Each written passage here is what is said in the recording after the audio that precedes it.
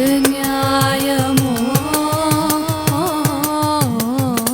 கடவுளும் நானும் பேசிடும் பொழுது நடுவில் நடுவில் தர கற்கள் எதற்கு?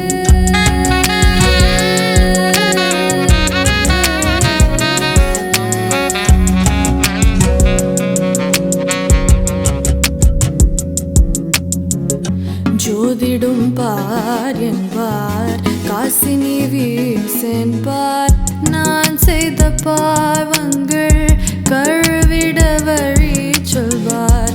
ஜோதிடும் பார் என்பார், காசினி வீசென்பார், நான் செய்த பாவங்கள் கழுவிட வழி சொல்வார். பூக்களை குய்வானேன், பூசைகள் செய்வானேன், இறுக்கத்தில் இருப்பவனை நிறுசலில் காண்பானேன்.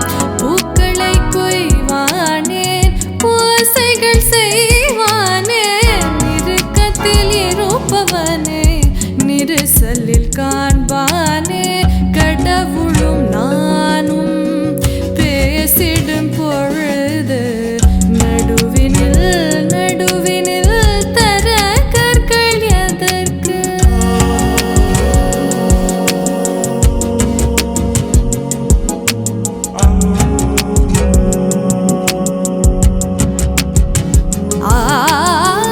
எனக்குள்ளே அவன் இருக்க, அவனுக்குள் நான் இருக்க. எனக்குள்ளே அவன் இருக்க, அவனுக்குள் நான் இருக்க. அவன் விழி நான் அறிய, என் மொழி அவன் அறிய. முடல் எனும் அகலில் உயிரினம் தீவியில் அவன் எனில் எரிய ஒளி என நிறைய. கடவுளும் நானும் பேசிடும் பொழுது நடுவினில் நடுவினில் தர கற்கள் எதற்கு? கடவுளும் நானும் பேசிடும் பொழுது, கடவுளும் நானும் பேசிடும் பொழுது.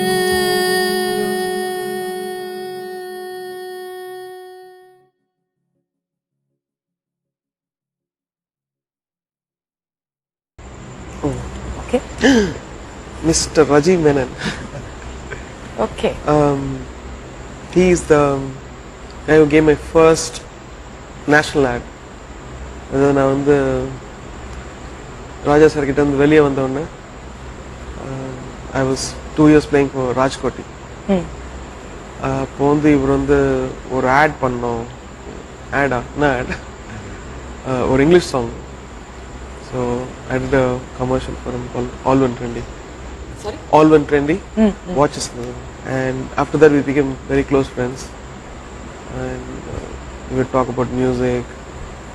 And he knows so many things. Cooking பத்தி எடுத்தீங்கன்னா ஒரு encyclopedia. Music பத்தி எடுத்தீங்கன்னா ஒரு தடவை பாடிலாம் காமிச்சாரு எனக்கு. ஆமா, he's got a very good voice. ஆமா. In fact காதல் ரோஜாவே ஃபர்ஸ்ட் ஒரு பாடினார். அப்படியா? நான் மணிக்கிட்ட காமிக்கல. I like the voice, but அதுக்குள்ள SPB சார் பாடி ஓகே ஆயிடுச்சு. எல்லாம் பெரிய சிங்கரா இருப்பார். இப்போ கூட Not too late. Not too late. Yeah. I think he should act. பாத்தீங்க எவ்வளவு அழகா இருக்காரு பாருங்க. Very nice.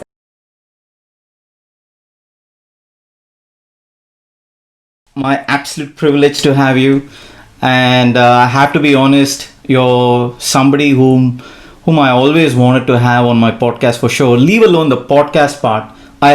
You're someone I always wanted to have a chat with, and I'll tell you the reasons why. Number one is for the fact that I have adored everything that you've done, absolutely everything right from the start, and you're somebody with so much passion into whatever you do. And also I've watched all your interviews, and you speak with so much passion, and then that's what drives me. I get motivated when I look at your interviews, and I'm being honest here. I'm not saying this to flatter you or anything, but it's definitely one of the dreams, and you made it possible for me. So I just wanted to thank you from the bottom of my heart for making it happen. An absolute pleasure, Chander, and knowing you and knowing your story and how much you adore AR and what you've been doing for a lot of people to kind of get the AR army going is something, and sitting in a foreign land and doing that is quite something, you know. And for me, it's pretty unique because I've known him for so long. Yeah. As you may have Yeah. heard in his various interviews that Yeah. his first ad for National, he was Yeah. done for our company, which was Alvin Trendy Quartz. I mean, he had done some Yes. commercials before that. But there was also at the period when he didn't have his own studio. Oh wow. Actually recorded that song, Yeah. and the song was sung by one of the guys who was a medical student who used to do rock. Yeah. And I used to play in a band, and he said this guy sings well, and he called this chap, and he was a medical student, and AR was recording for some music director that day at Sujata Recording Studios. Wow. After he finished at night 9, after he finished the film recording, we started recording at around 11, and then we finished at around 1 o'clock or 2 o'clock. Yeah. And there was like a scratch, you know. Mm-hmm. So then we wanted to present it as a scratch because we just had this vague idea for doing something which looks like a Swatch commercial. So we wanted to funky and things like Yeah, of course. that. And even there, the words were like wasn't in rhyme. So Yeah. we had tough, tight, watertight, this right. So Alvin Trendy, there's a bass line like that, and then it goes tough and light, watertight. It was an early version of rap. There wasn't anything called rap at that time. Yeah. Yeah. We did something like that, and then we didn't know whether the client would like it. So Hmm. we took it to the client, and they were like very excited, the agency, and then the client is in Hyderabad, and so there was now they got a go ahead. Now we have to. We just did it like on a kind of a film recording kind of a machine, Yeah. and AR used to have a 4-track cassette recorder. It was, I think, Wow. a TIAC. So he used to record in 4. It was a cassette recorder, but he could do 4 tracks. Yeah. And he would feed in, and that's how we did a couple of tracks before that. Wow. So you know what we did? We wanted a singer to sing, so we went all the way to Bombay. Right. We went to Bombay, and we wanted to record in a proper studio Yeah. with Western singers and things like that. And I used to do tracks with Louis Banks at that time. Oh wow. So we went to Bombay. We both stayed in the same room. We couldn't afford anything. It was a very small budget at that time. Yeah. And we went to a place called 4D. And I introduced AR to, he was Dilip at that time. Yeah, yeah. I introduced Louis. And Louis Banks. And so he was watching Louis Banks play. His hands are so big and he's like so effortlessly playing. And Louis used to do no sequencing. He used to play everything live, and one by one they would take the track. Wow. Then he was watching them feeding in the drum programming, and AR had bought his entire program stuff. Yeah. And he was watching it, and then he was seeing how they were actually tweaking the drum programming and giving less reverb for the bass drum and more for the snare and all that. Yeah. And he was seeing he's gonna panave maattan. Yeah. People just say take one out and they just take it, and that's what I want to have my own studio. And that's when he really realized, because it was a 16-track Fostix and he was an 8-track Fostix, and he said, I want to have this, And the moment he said I want to have it, then he's gonna go after having it. So we all we recorded and we were happy, and we took the track and came, and of course I went and shot it, and the film was accepted. Yeah. Me and They started hanging out more together. Basically, I would listen to a lot of music from him, which was his favorites. He was like heavily into Dave Grusin at that time. So he would, keep using a kind of a wire mesh to say that my left hand must become stronger than mine. Oh wow. So he would have this thing, and Chuma, you'll be when you go, Yeah. she says, when you press, you must have both your fingers having the same kind of pressure. So he wanted to get his hands going. So, most people know AR, the Oscar Award winner. Yeah. But they don't know the player that AR is. He's probably the best keyboard player I've ever seen. Wow. And his compositional style is completely different from that. I mean, he experiments, all that is fine. But he has actually used technology and taken certain kind of very bold, can I say, financial decisions also to achieve what he wanted to achieve. That is, Right.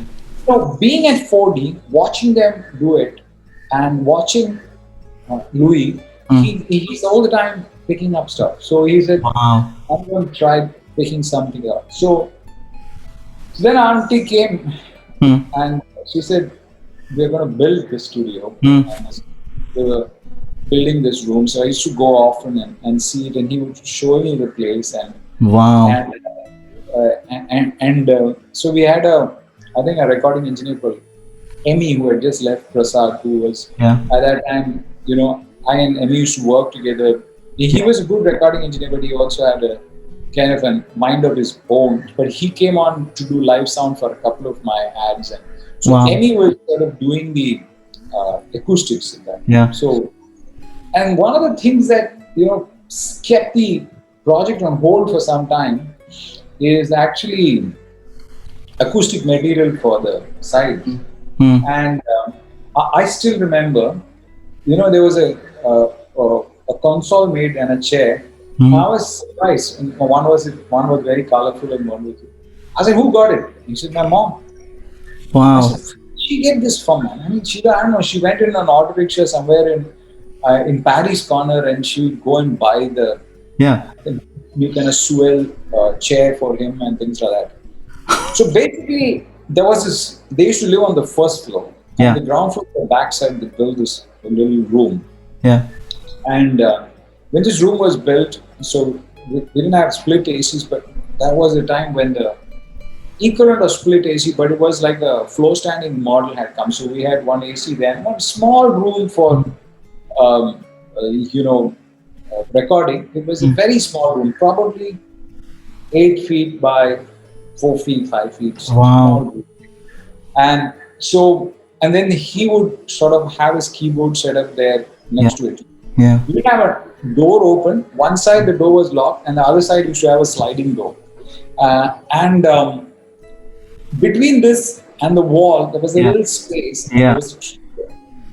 I think so. And AR used to go there and pray before every record. Okay, so then he would come out. We started doing a lot of tracks like that, but Auntie would provide anything that he required, and it would be like double quick. And he wanted it. Like Wow. 8-track, it was 16-track Fostex, then the Fostex mixer. That's how it started, and then May I, not that I want to interrupt, may I ask how did AR sir actually know what he wanted? I'm just curious. Yeah, this is something very strange, because he would actually,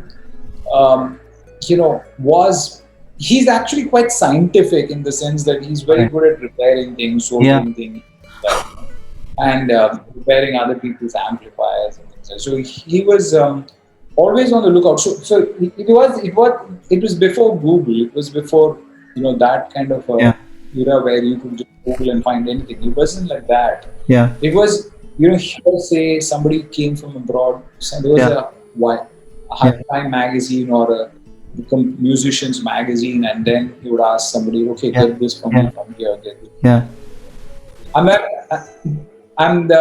Because he was into getting, his father had already invested in these compo organs. Yeah. Yeah. So they were basically renting that out to make a living. So, and then his living had just taken off because he started playing, so he had made enough money. And then was this next effort, which was basically putting the studio behind. Yeah. So when the studio came up, this is another thing that happened. So studio was built and was fine, like for 1 or 2 months, and then the AC was just not effective because it was summer started and the roof was exposed and it was really hot. Wow. So I remember at that time I had gone to a beach house. There was a guy called Mr. Undi Nair, and Yeah. they had a kind of a hut, which had. So I remember telling the radiation is coming from there. So auntie said, "What do we do about it?" Yeah. We've already blown up all the money on this, and this fellow is asking for more things. So sometimes she'll ask me, "Then I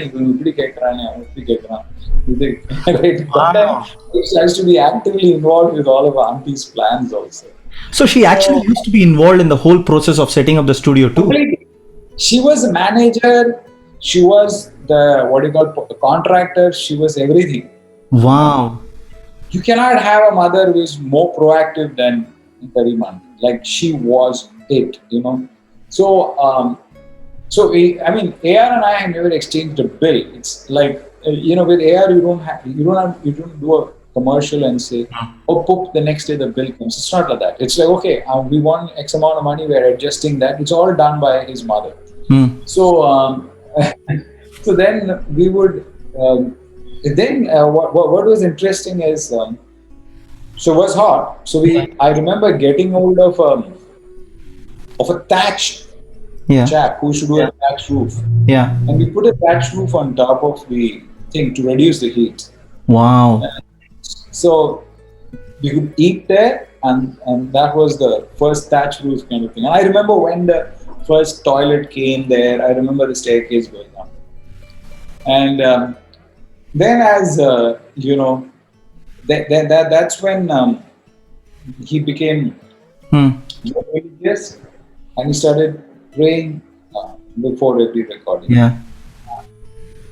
And I think that was that period where he was experimenting most with recording and sound.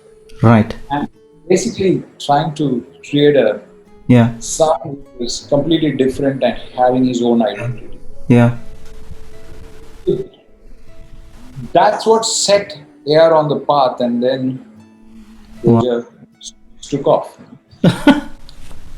And of course, I mean, you've been with him right from day one, and then you see him where he is. How do you see it?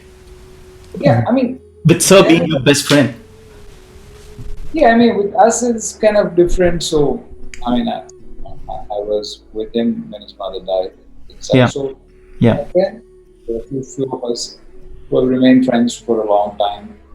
I went with him to, like he invited us for Bombay Dreams, or I went to the UN or whatever it is. So, in terms of these kind of precious big moments, I do go often, but I'm not one of those kind of people who believe you should just go and hang out all the time. So Understand. I kind of keep my distance at the same time, But AR is a different human being completely. He's completely changed as a person. He's completely different. He's a superstar now. So he's,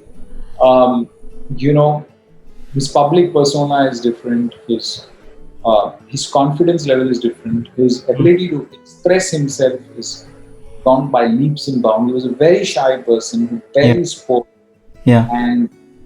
But now he writes long emails. He's got great erudition as far as his words are concerned. And I can't believe it's the same Rahman who I knew then and now. I mean, it's a world of difference. Yeah. At the same time, he has this, quirky humor. Yeah. Kind of capable of saying some of the most hilarious things in a very innocuous way. He say something, it's just like you don't expect anybody to say that. He'll say it. But because he says it with this real baby face, laughter, nobody takes offense about it. Sometimes the same humor he will apply to himself also. That's the great thing about AR. AR can make a joke about himself. So, and most of the jokes are about how long he takes to compose. Because industry expected, okay, you're a success now, keep doing as many films as you Yeah. can. Yeah. But AR wasn't into numbers in that sense. He was more into, Yeah. I'll take my time, the tune will come. Yeah. What do you mean will come? You just go and sit down and you'll get, I'll get something which is just floating. Whether it's unique or not. This whole idea of letting the tune come to you, Yeah. sort of completely changing the way compositions were done. Yeah. Yeah. What happens is that before that, people, sat in 15 minutes to the tune. So they would play the, and then in a words part, bang, bang, bang, bang, they would sing and the tune would be done. So he has told me that how he composed with Raja, went for doing a song, and he finished it, they had breakfast, and he said, you wanted one more song running. So that nothing, and then he would compose the next one in 15 minutes. Like, in part, it was done in 15 minutes. But this was a completely different ballgame because how he's doing his tune, people didn't know. So they would get a cassette and say, okay, there's a tune inside this cassette, go. But actually what was being done is that he would create a rhythm loop and then sing on top of the rhythm loop or play on it. And there would be improvisations and just playing on rhythm. And then you cut and you edit and you do that which he used to do. Later on, he would ask sometimes Sridhar to do it, sometimes he need to do it. The free-flowing creative process and then editing and making that into a song. So the phrases would not be similar to what others were using. I think that's what he was trying to do, and I think that's what his pursuit has been. So the other thing is that AR doesn't sit with a sheet and compose music. He plays. He's a person who's playing and creating. He's actually creating music with his fingers. And he's experimenting, various things. Now his singing has gone up so much that he can actually tell instrumentalists. He'll sing and tell them. Earlier he would play on the keyboards and tell them, but right now he's singing so much that the other day I was telling him, coach, Nadaswaram artist, and he was actually singing Kalyani and telling them, do this and do that. So that it's his instruction is not through the keyboard now, but actually through vocal. So the other thing is that long time before what hip hop bought it, which was like grooves and hook line. They have already got hook line and groove going. So if you look at some songs that he has done, like there would be these chants which come in between, and there would be the rest of the tune which is going.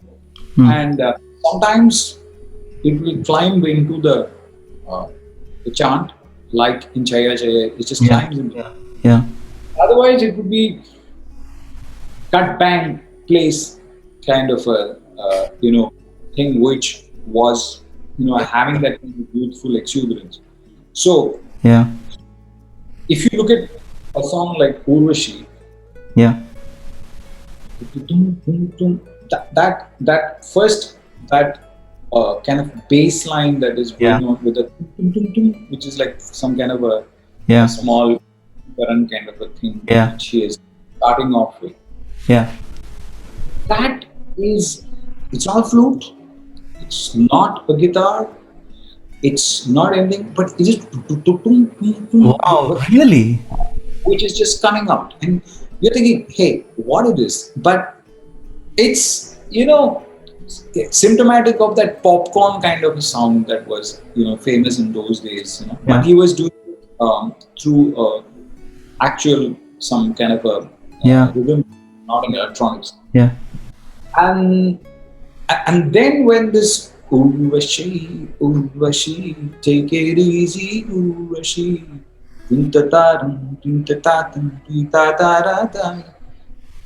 this song is just so much of youth in it that it is you can make out people are mad to be traveling on top of a bus and dancing and going around, and that kind of zaniness he was getting in. Right. So on one level he was getting that, Yeah. and the other level he was also bringing very, very complex musical tunes into situations that you could not get. Like Ram Gopal Varma's Rangila Mm-hmm. had, Hey Rama, ye kya hua hai, aise hame satane lage.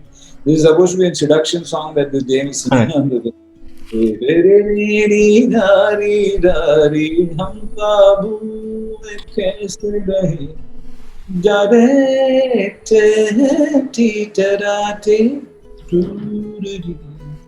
this is that the way the voice is used there is bringing that fun there, and the layer of this. So he could be using, he can take a bhajan and he can make it a sexy song. He can take a tune and then just change the syncopation and do it. So the innovations he was doing at that time were phenomenal. Right. And they were continuing that experimentation was Yeah. there, and he was waiting for people to come to him with Yeah. somebody, okay, I want a different song. Yeah. Yeah. When we were going there with Strawberry Karne, I don't think anybody could have done, anybody has done before a song like Strawberry. Yeah, I agree. Yeah. Yeah, and we had actually got a 1.5, it was like a musical, it wasn't a song, it was like a musical bit, but it was so good. It was 1 hour and, say 1 minute and 56 seconds. Mm-hmm. So we shouted and everybody liked it. We said, damn it, it's so short. Wow. Why don't we make it a song? So then we made it into a song. So we shot, we held the set, we composed again, and the first time it was done by Farah Khan. Was it? No. No, first it was done by Prabhudeva. Then the little bit was done by Farah outside, or was it Saroj? I mean, you know what I mean to say? It was a song which was built up. Wow. So, PM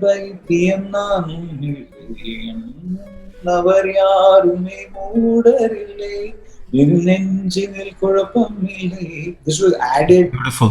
Yeah.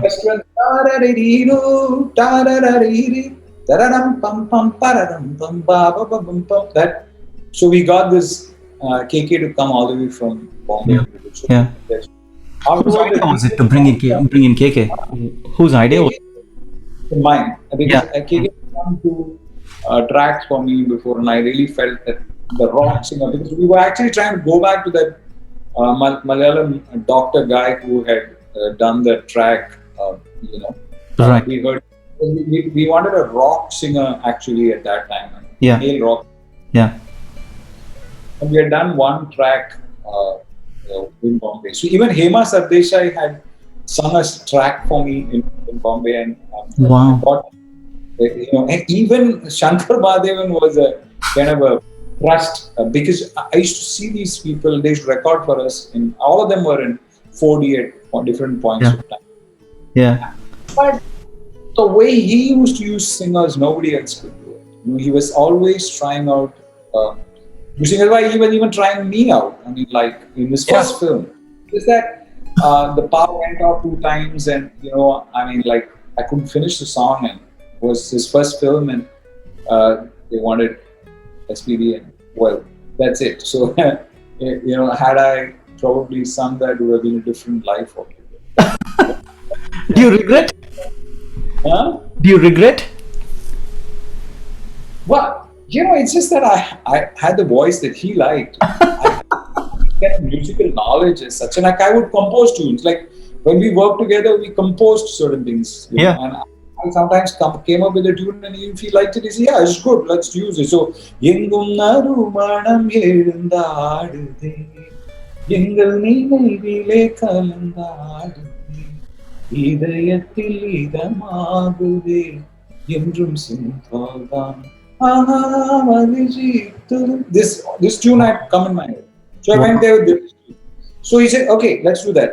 So now he put in a GPT, and then he said, then you can make this an off, or you can get it in things. Our discussions about music are so intense that we are actually jamming on these kind of little things. Wow. And he liked your voice is good after singing that. That's why he wanted me to try this. And between this, when I still remember the first recording in that studio. The first recording in that studio was an Islamic devotional song, actually sung by P. Sushila. Wow. And it was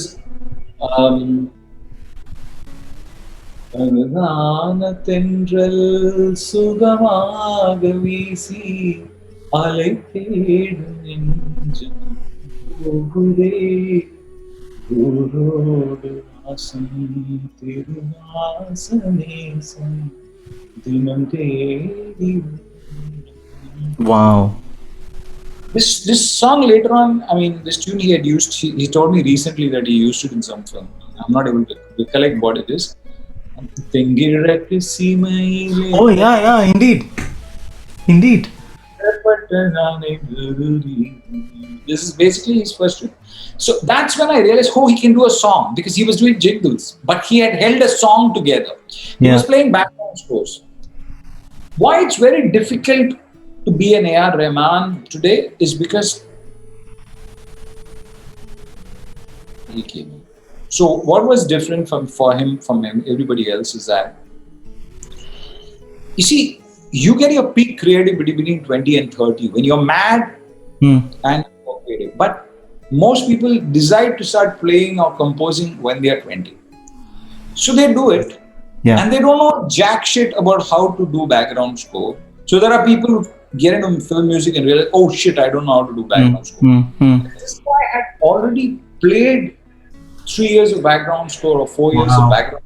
He's already prepared. He knew what will happen, how do you do score sheets and things like that. And that's outside Raja. He had already played with Raja sir before. So that experience was invaluable. And his father was, and he was interested in rock, and he was playing fusion, and he was doing jazz.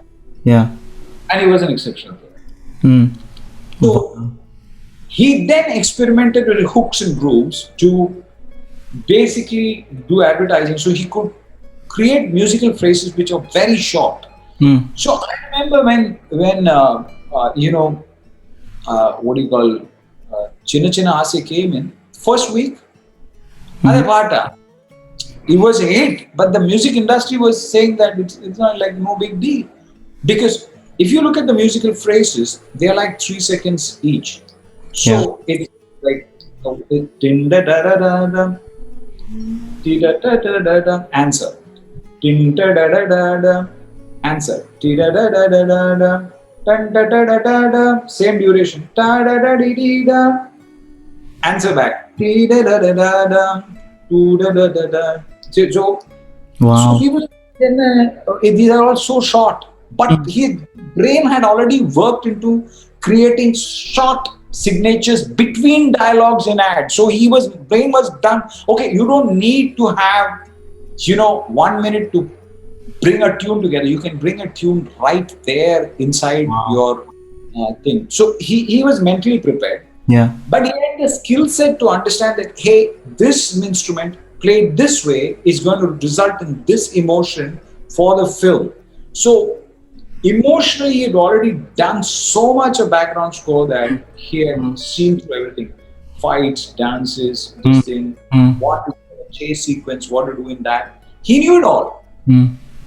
So if you today were to come in and you're an exceptional player, you won't know how to do background score, because nothing prepares you for a background score till you actually do it. Correct. So you screw up a couple of films and by then you're gone. So you can do song, but you can't do background score. So what happens? There are some people who just become background score people because they have lost the ability to make tunes. Right. Yeah. But this guy could make these completely fresh, short burst tunes, Yeah. and he had great recording skill, Yeah. and he could do background score, and he had this kind of youthful spontaneity with which he was exploring everything. Yeah. Wow. Amazing. He was absolutely at the sweet spot in life as well as, but no distractions whatsoever, no voices, no distractions, completely focused on what he wanted to do, and Wow. they are at that time very patient. They are at that time also, very, he was looking for, okay, I have this tune, now what can the singer do to change this? Like, hey, I want the abhiye standard up paadakuda, they should do something else. So if the tune is completely different, then you can call a conventional singer. But if the tune is unconventional, I mean, is very conventional, then call it music. Wow.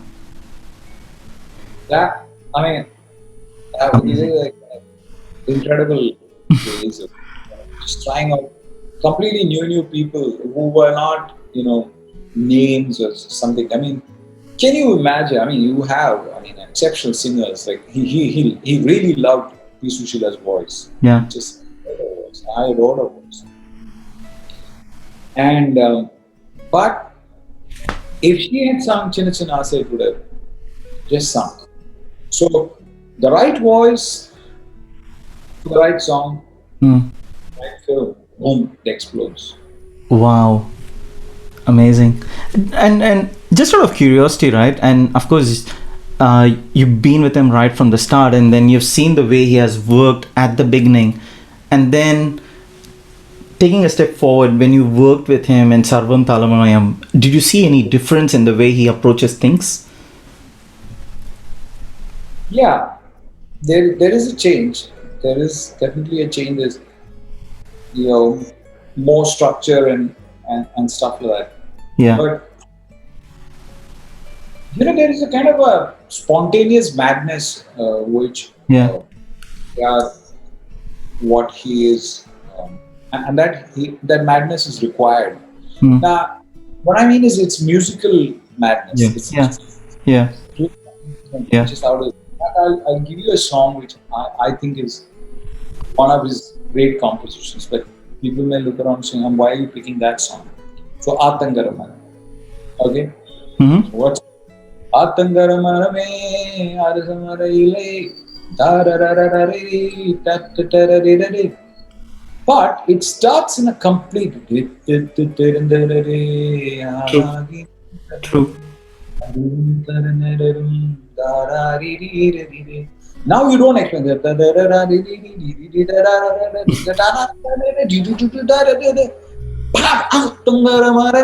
When you're getting that, how did you think of putting that signature right in the beginning? Because it is so different from the main melody of the thing, but it's like,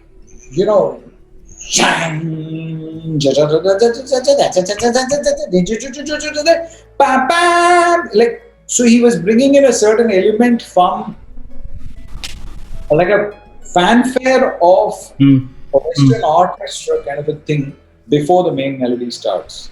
Yeah. So he was just experimenting a whole lot with that. And it's very interesting that you picked that song, Rajiv, because fun fact is when Sujata Mohan ma'am came on the podcast, I asked her, you've sung over 5,000 songs in total, inclusive of everything she sung. I asked her to pick one song that stands out for her, and she picked this one.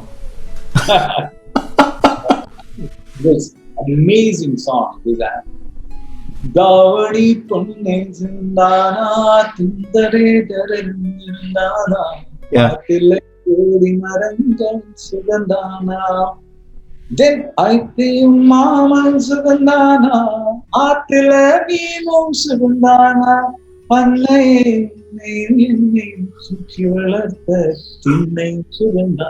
Oh, I just love that line. அண்ணனையும் உன்னையும் என்னையும் தூக்கி வளர்த்த திண்ணையும் சுகந்தானா. Amazing. So after this emotional descent into this thinnai, Yeah. that blood thinnai which has reared all of us,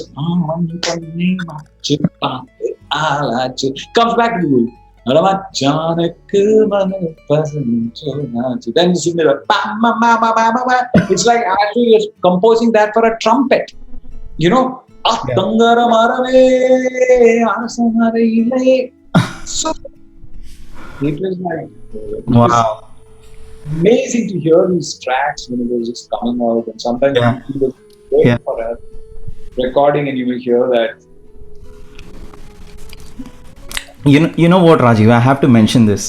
Early this morning, I was having a chat with one of Sir's assistants, and I told him that RAJIV Menon sir is coming on the podcast today, and then the only thing he said was, be ready to be blown away with his passion. You just give him one topic, any topic under the sun, the passion in which he explains, you're about to be blown away. That's all he said. And here I am, I'm just amazed. I don't even have any words to say. You know what, Rajiv? If possible, just hire me. I'll come to your office. I'll just hang around and listen to your singing. You have such an amazing voice. I mean, I really wish you had sung something for AR, sir. And I really wish that, you know, that Kadal Rojave track had come out. I mean, of course, maybe two versions. One SPB sir's and one yours. Oh, there was a time where, I mean, see, another thing is, I'm not a trained singer, you know, but and to sing a AR song, you need skill in terms of beat and stuff like off, on, or half, quarter. Yeah. He's starting songs like all kind of thing. He's a master of the beat, you know, so Yeah. I think it's pretty irritating for a music director to have a chap who's completely confused and not knowing what the shit is. I mean, you're just singing out of his heart. I mean, you can sing out of your heart when you have composed it because you have sung it probably 100 times before. But if you just get a composition and you got words there which you're struggling to get and a certain tune there, Yeah. then I think it's probably that wouldn't work. Yeah. But I think in life, you know, you cannot worry about what's not happened. Yeah, of course. But look at what you can do with your life. I mean, that's how we both connect a lot because we have seen a lot of shit in our lives. But Of course. we got to just see it as, hey, why me? If you feel you're finished. Just a question. Well, I'm so blessed. I'm in this environment where I can create or do something. That's what. Wow. Yeah. But the other thing, which was a big difference, is that is him actually learning and getting to know Hindustani music. Because I remember, you know, I used to make him listen to Hansa, which was my favorite. But he cannot, like 20 minutes and all, he just cannot do because he started getting really restless. You know? So he said, I got ADHD, I got attention deficit. I cannot sit for 20 minutes. So after like 5-6 minutes, he wants to do something then and still listen to the music. You know? So he is, but for that, so he just hit the sweet spot with Kawali.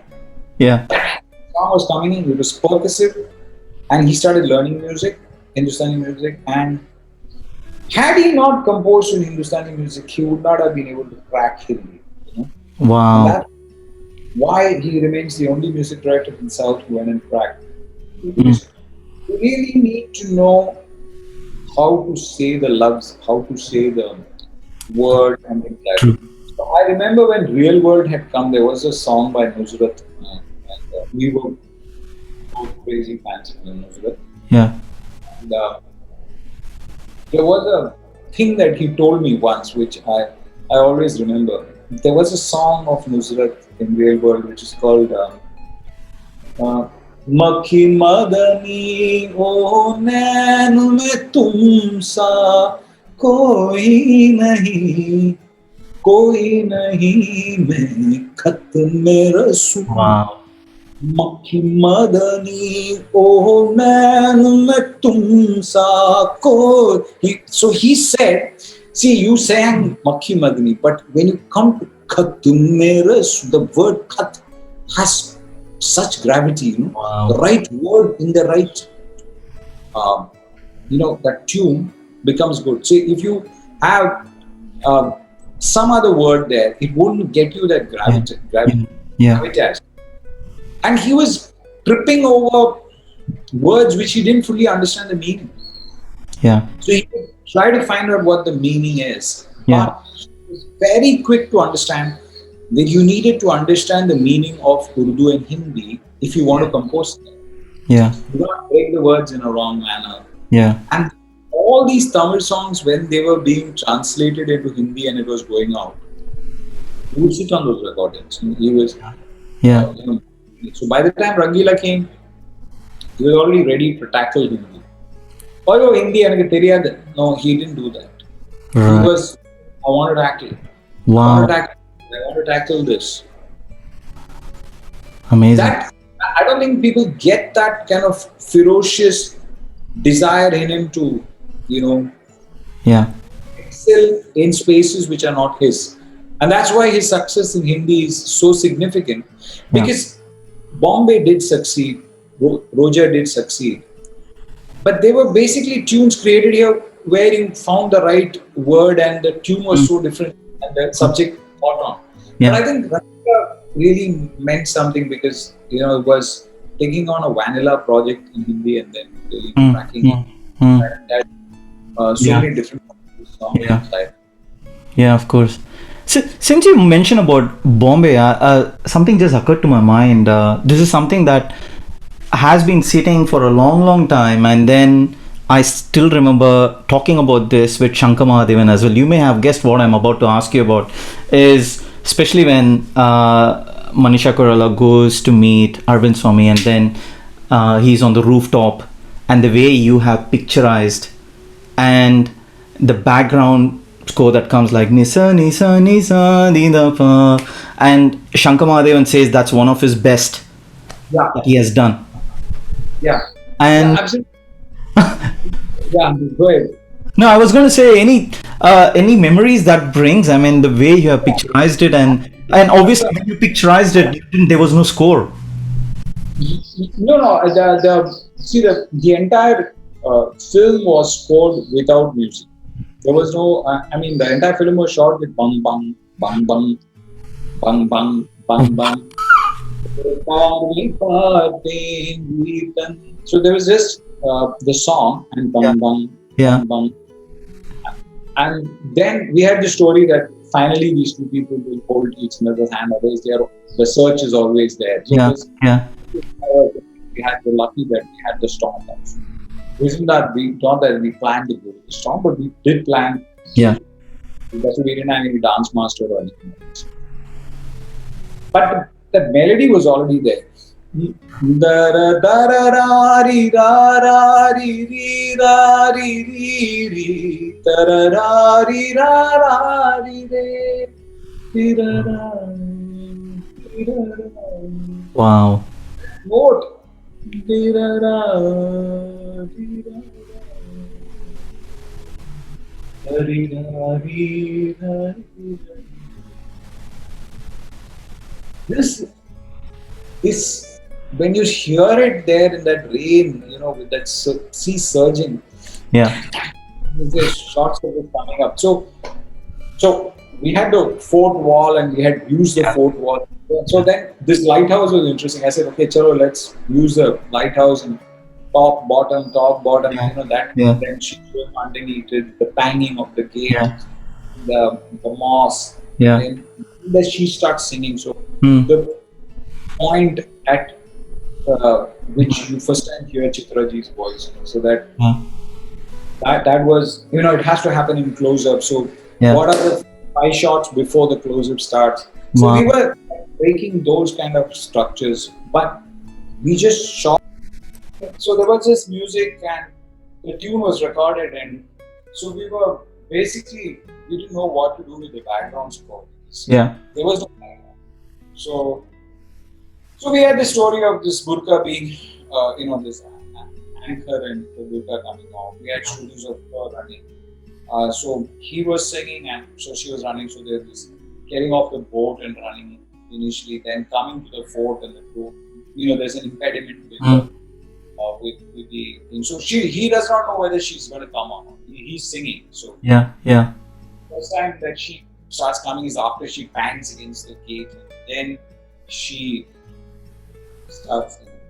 Yeah. But actually the recording was very interesting because when the recording, I was there for the recording. It sounded kind of classical, and then Hari really got into it and was fully doing all gamakas and all that, and just making it like one Ghulam kind of song. And it was like, okay, it was some kind of melody song. Then he came and he realized it's not working, and then asked Hari about how do singers sing in Rajasthan. So then Hari started singing like Mangania kind of thing. How do you sing? Not asking that. And then when he was singing, I think some kind of something like that. I remember it was some kind of Rajasthani song. Oh, he was singing that. Then suddenly he said, now sing the song like that. I said, what? Like this? Yeah. He said, he said, yeah, that's it. So he said, what do you mean? Yeah, do that. There's that pain with this thing. So then suddenly, Hari got it, and then Hari was, then using all his this bad voice, and he has got all his theories. So he's one of the very technical singers. He knows exactly what he's doing with his voice. Yeah. I really miss the fact that I don't know why Hari's not singing now. He's really a great singer. So. In fact, when he came on the podcast as well, I asked him to pick one song, and he picked this one. It is, across India, it's AR's greatest song. Across India, you ask people what's the greatest melody, because that melody has nothing to do with any song that you have heard before. Yeah. You can't say it's Chadukeshi, you cannot say it's this. It's got some kind of, it's a great ballad which does not appear to come out of anyone gharana or something.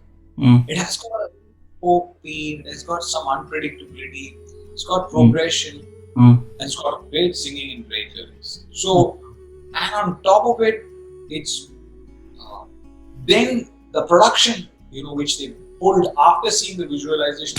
Okay, now let's do the background score, and now let's do the string section and all that. Wow.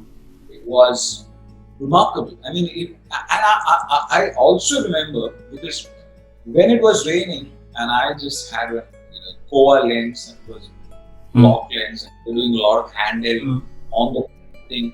So we wanted this water to burst. So we were really playing back at 2x speed. So the 2x speed is, so this is how it was played back. So for somebody who's coming in thinking it's mad, what are they doing? Because they're playing it at twice the speed. Yeah. And Arvind has to synchronize to that. Yeah. And on top of it, when Arvind has to synchronize, the wave has to come bang and crash. So we are watching the wave and think, shit, this wave is coming. And then suddenly we realize, what is the pattern? The seventh wave is going to crash. So we start counting. The first wave crashes, okay. The second wave is 1. Okay, it's coming in. So second, third, fourth, fifth. Okay, now start it. So it comes, and as you predict, the seventh wave is there, but the shot is over. Oh shit! Now we need to get the wave to hit and Arvind to sing. Oh my God! And it's literally on the rock, and waves are like hitting, and you're singing and playing in between them. It was remarkable, that song, because I had, 3 stitches here and 2 stitches here because I had just fallen when we came looking for the location. Oh no. What do you call? One of my father's friends and postmates, Captain Madhu Condon, he lives, 6 kilometers from the fort. He's the one who had actually told me go and see this fort. So I had seen this fort sometime back for the location for saris, and that's what I told Mani, and he came there. And so I thought I must go and wish them and tell them, thanks. We're going to shoot here, and if you can, come and see the shoot. So, and it was night, it was pouring rain, and the house was closed. And next to it was something like a grain threshing yard, and there was these banana leaves there. So, what looked like banana leaves to me, but actually it was, coconut leaves. And you're supposed to walk on the coconut leaf because you don't slip. Yeah. I like a moron because I had some good Nike shoes and I had a rubber sheet to cover me and protect that. I chose not to walk on the coconut sheet thinking that it's a banana leaf. We walked into the thing and I was like my legs were slipping. I was in the same place, but my leg is wing like Charlie Chaplin. And I kept going back and I feel I'm going to hit my head. So I correct. And the result is my legs go flying and I go straight onto the moss-laden water and the concrete. And I split these two things and then I got it. So one day, shooting, so we put waterproof bandage and all that. So there's real pain here, but that you just got to concentrate. And after 2 days, we realized that there's no other way, we have to shoot through this. So we shoot through it. And my luck is for the next 4 days or 5 days, the rain continues. Can you imagine 7 days of non-stop rain? Rahman's best tune. Money film. And Arvind Swami and Manisha are looking absolutely the best. And Mani really, really loves the song picturization. Yeah. It was like the greatest combination that could happen. And then, so I pulled my filter off and it was all bluish and we just decided to experiment and we were experimenting. So finally when the rushes came, it looked like, some kind of pale washed out kind of a rush. So Mani was a little disappointed. But the moment he synchronized the audio and the thing on the steam deck, he first expressed his disappointment and within 1 hour he called me and said, Rajiv, just come, there's some magic happening. So we went in and we could see them marking the last bits of the loops in, and then we cut it and we saw it in Sujata dubbing studio. And we knew we had cracked something. It was it. But there was no background score. Yeah. And that was aired and then I aired to the background. Wow. Amazing. Oh my goodness. It's ultimate, co-creation that happened in the song. It was so spontaneous. And that's what I like in the case with AR is that, I'm this genius. I came up with everything in one go. It's not with that. It's like, I have this tune. This is all that I have. I don't have a background score. Go shoot, come. If I get inspired, I'll do something. So, same thing happened in Saran and Samhitha. So sometimes, sometimes you say in Saran and Samhitha, I think I had the full song, but I only got it just before my flights to Egypt. Wow. Amazing. I love these stories. I absolutely love these stories. There's something else. Also something that I wanted to touch on. Rather, this is a confession that I wanted to make. Minsara Kanavu movie, right? And of course, I absolutely loved it, and I watched it even recently as well. And I'll tell you why I watched it. So, for the first time ever when it came out, I remember I probably was in year 11 or something like that. I can't remember. It was in 97, if I'm not wrong. And I was probably in year 11, and I think I went along with my appa to watch that movie, and then I loved it. Great, but there, Kajol has her friends, and there was this one girl, probably with curly hair. I can't remember her name. I had a mad crush on her, Raji, and she had a great smile, and she probably had dimples when she smiled. I think she's married now. So No. I wasn't heading there. I probably wanted to tell you that I'm not married. You should let her know. I'm just joking. I was going to say that. I don't know. That's an Sindhu Tantri. Is it? Okay. And I liked her so much that I went back again to watch that movie. Just because I wanted to see her. And then a year later, I think I saw her in a Telugu movie or something. Someone spotted her and cast her in a Telugu movie. And of course, that wasn't my question. I just wanted to confess that that was also one of the reasons why I wanted to go back and watch that movie. But that's one of the finest movies ever made, Rajiv. I mean, I have huge amount of respect for you because the picturization, the story, there was joy in watching it, and then it brought tears at parts, and I have no words. It's one of the finest movies ever made. I really wish you should make part 2 of it. Oh, right, yeah. I mean, there's so much of, and so many people want to bring back that kind of that joy to filmmaking. Where- Yeah. But I think cinema has moved so far away from music and songs that Yeah.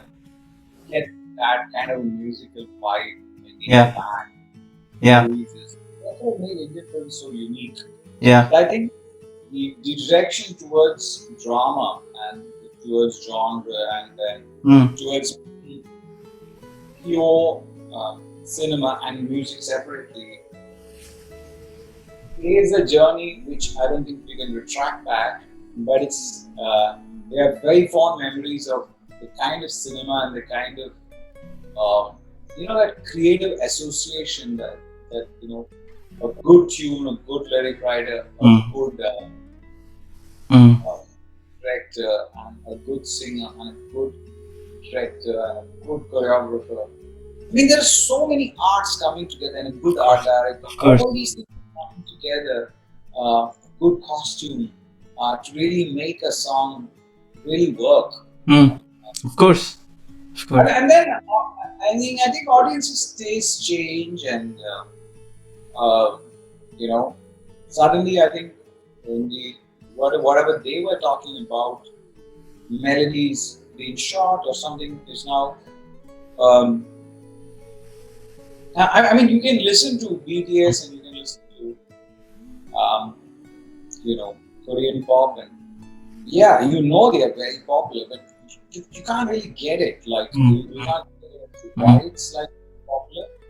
But I mean, for somebody who's creating music, they really need to know that. Yeah. They really know, would it work without those boys dancing? Would it work as standalone music, or does it work all together? And that's really the trick in every age, to come up with something which is just sufficiently different, but has a little bit of the past, but it's making people say that I like it because this is actually a little more new, a little more there, not completely avant-garde and not completely out there. Balance. Yeah, for sure. And also, that's how do you feel about it? Because that particularly that movie was more like a career highlight or career defining movie for a number of people. I don't want to name them, but we know who they are. But how do you feel about it, where people have made their careers because of the movie that you created? Of course, it makes you proud, no doubt about it. I mean, once you're done with the film, it's done with the film. You move on. Just move on to the next thing. Right. That time, that era, that space, that you is not going to come back. So it's like you enjoy the moment and sort of move forward with that. Yeah. And there have been hundreds of films which have got female introduction songs, and I mean, these are the kind of hero introduction song, female introduction song. I mean, female introduction song is what Chinna Ase was, and so hero introduction song is Karnalani. So you just say that, okay, it's so boring to introduce a woman with a song. You knock off, and then you lost big melodies. You just lost Chinna Ase, you lost Karnalani, you lost Pupu Kumose. There, boom. 3 songs gone. I mean, they're like really important songs. The second half, this item number song is not good, then gone. Half gone. Like, oh, what do you? These are all cliches in films, which were, there was a redux. Yeah. At that time, sort Yeah. of work, but resulted in a really new energy, musical energy, Yeah. and that musical energy is probably something else now. Mm, mm, mm. Is that a good change?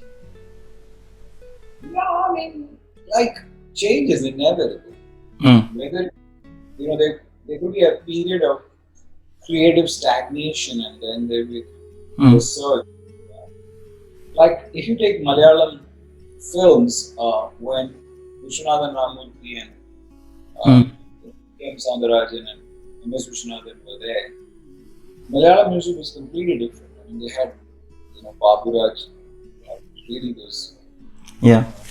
Bombay Ghazali melodies, Yeah. classical, Yeah. that's not, light classical from Devraj and Marshall, Yeah. and were so different.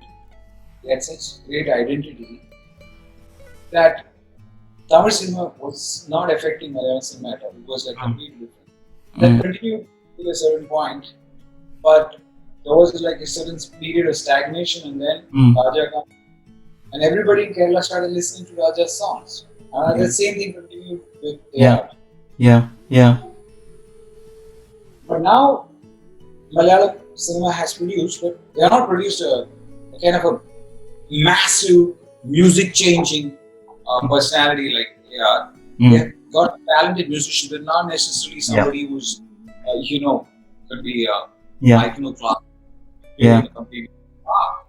So what has happened in Kerala, which is different from here, is the rise of non-film music, and that's where your question comes in, because the Icodum Bridge and Masala Coffee Agam, all of them, why aren't they coming out of any other state?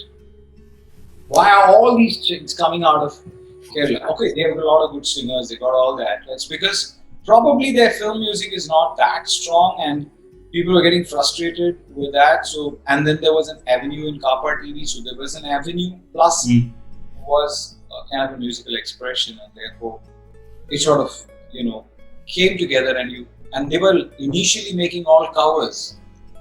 And then they started creating their own work. And then there's a kind of new musical identity which is True. So I think music, which is non-film music, will have a lot of say.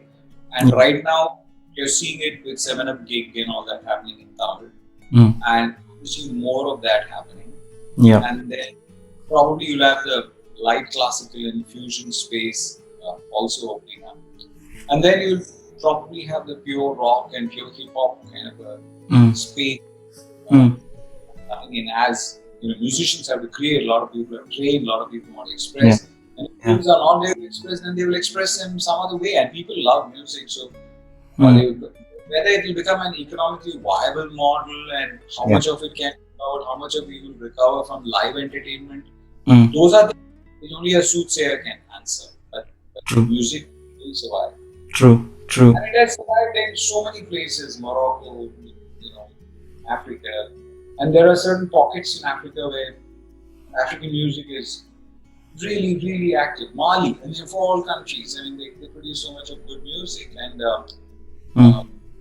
like that, music is not created by an individual, right? It's created by, like you're shaped by your upbringing and your knowledge, and then how you take your knowledge and then turn it around, and how do you take your belief and go in a certain direction and experiment, and hopefully the audience is also on the same page and they accept your experimentation. Yeah.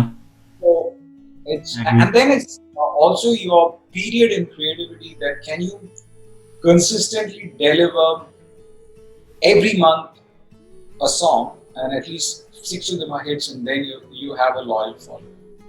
You and there, it's because this man has consistently, AR has consistently provided content for the last 25, 30 years. True. Right? Yeah, that's true. And probably consistently giving, there's not a year that he hasn't given a hit, or may have had semi hits or something. Mm.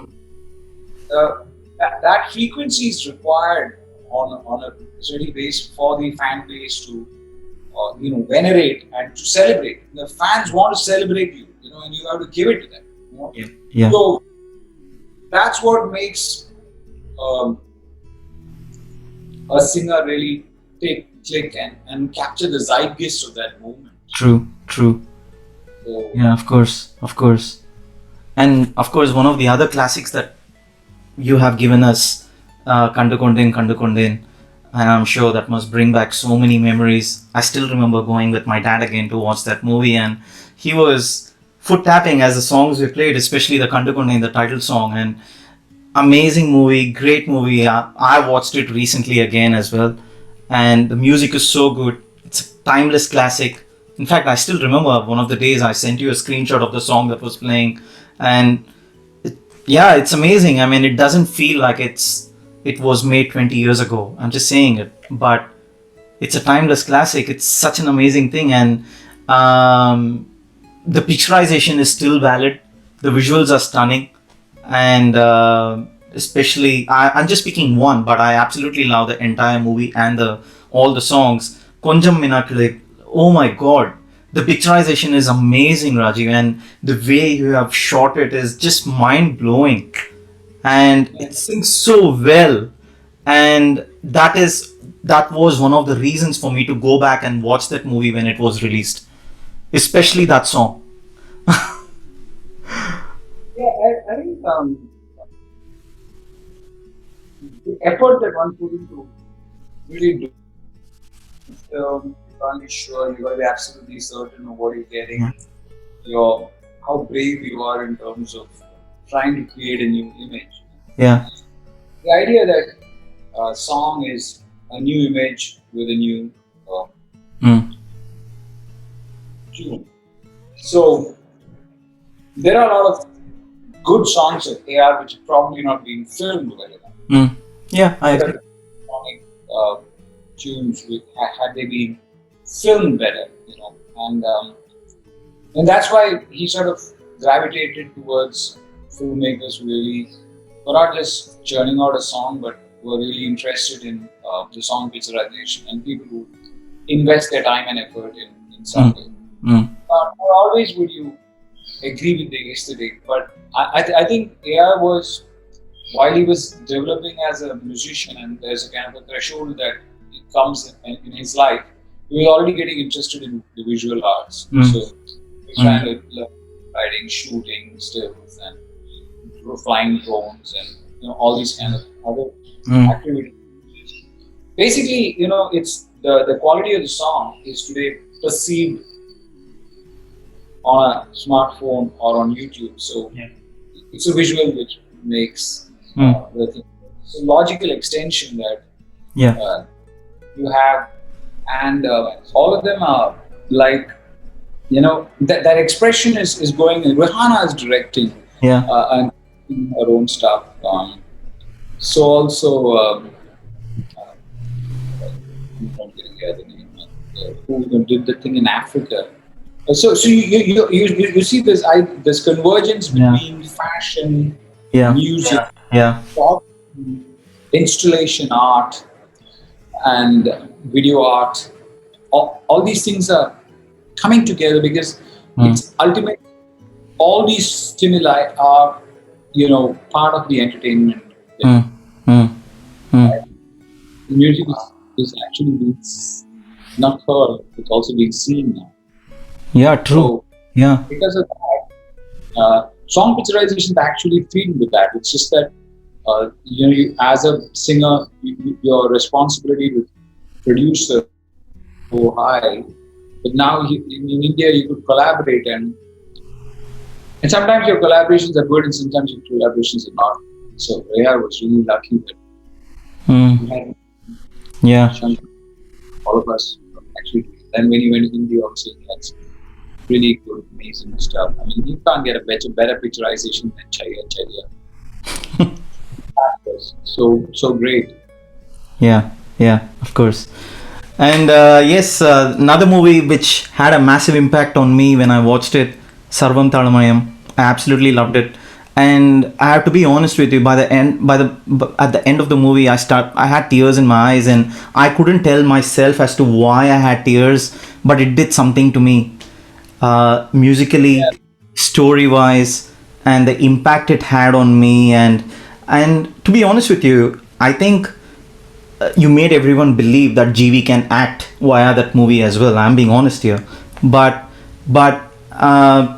that movie really did something to me. And then, interestingly enough, it's done the same thing or something beyond for a lot more other people too, because it was made with passion, and the music was amazing. Again, I've somehow felt you get the best out of AR sir when you work with him, Rajiv, and it obviously comes with I have his attention, musical attention, Yeah. full musical, yeah, and there's a lot of mutual respect between both of us. In addition to the friendship, and Yeah. it's not for granted.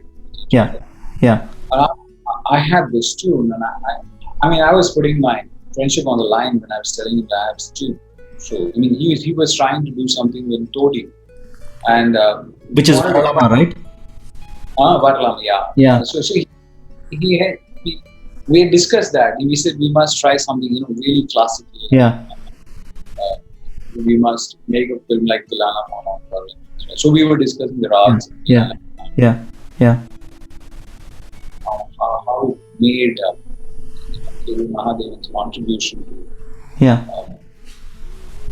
Like there's so many songs of K.V. Mahadevan we talk about so many different composers like that. yeah, And then we say that we need to do something like that. So there's this particular bit about a Thodi piece that Rajaratnam plays, which she loves. Mm. We kind of sit together and heard it 5 times. It's just amazing recording. But then to still get into a kind of a workable tune was going to be difficult. So I said that we have lyrics, we have tune. So he looked at me and said, so. we And have was it sung by you when you sent it to him, or was it? I mean, I just had these words and this tune. Right. We had one girl here in the office to actually see whether we can do it tempo. Deepika Varma sung it for me. And so I knew the tune works, was on stuff. And then suddenly they are said, then sing. Just sing. I forgot everything. I forgot the tune. I forgot the words. I forgot the rhythm. Shit, my friendship here is in the line. And then I just sang. It wasn't beat. It was just free singing. Then he said, "Okay, wait a minute."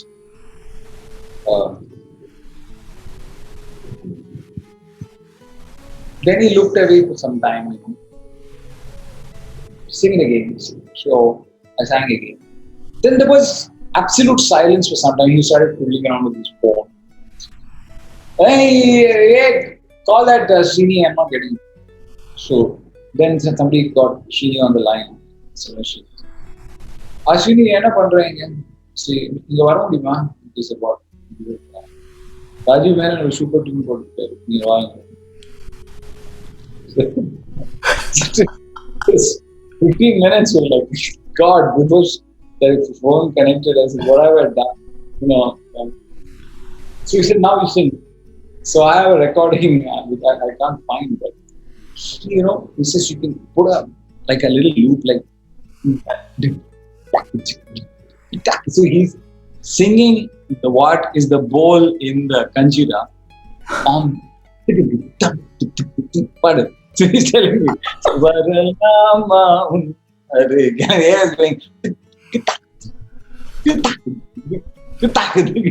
he's doing that and he's singing it. He's wanted it. Give it to me. Wow. So all Sundar Kumar got the Kanjira and sang. But that time I didn't have the idea to say that can he sing it. Bharat Bala used to hear me singing that tune many times, and it took me a lot of time to have played to go and hear this tune. So Bharat Bala got he told me that we are all friends. Yeah, of course. We are too much. Wait, but it's very sweet of him to, he need not have given me credit or anything of that sort. But that, the genuine affection and love that we have, and the love for music that we share. Yeah. I was telling you the other day, I really like his daughter's voice. She has such a beautiful voice. Khatija. Yeah. Voice. See, that's a gift. I mean, like, you have a voice or you don't have a voice. Yeah. You can, some people have that she has the voice that you have to have. Yeah, indeed. And of course, I mean, I don't know, I absolutely love that song, Rajiv, Varalama. It does something to me, and it has been on my daily playlist, especially during the lockdown phase, lot more than before. And I still remember sending you a screenshot of that song playing as well. And then also the other song, Ma Kelera, is also on that list. And I was just out of curiosity, was that a conscious decision, or let me rephrase what I wanted to ask you, was there any specific reasoning why you wanted Bombay Jayashree to sing it? Yeah, because see, we wanted to end with the fact that he actually played a real concert. Yeah. Not a concert. Because if we just create a song, they'll say, "Yenada, the reality show lo party, edo win panikari, engeyo stage le edo paadranga." So those two songs, Boginda Shayanam and this, are kind of symbolic of the industry as such. Thought that, I mean, we could have composed that also,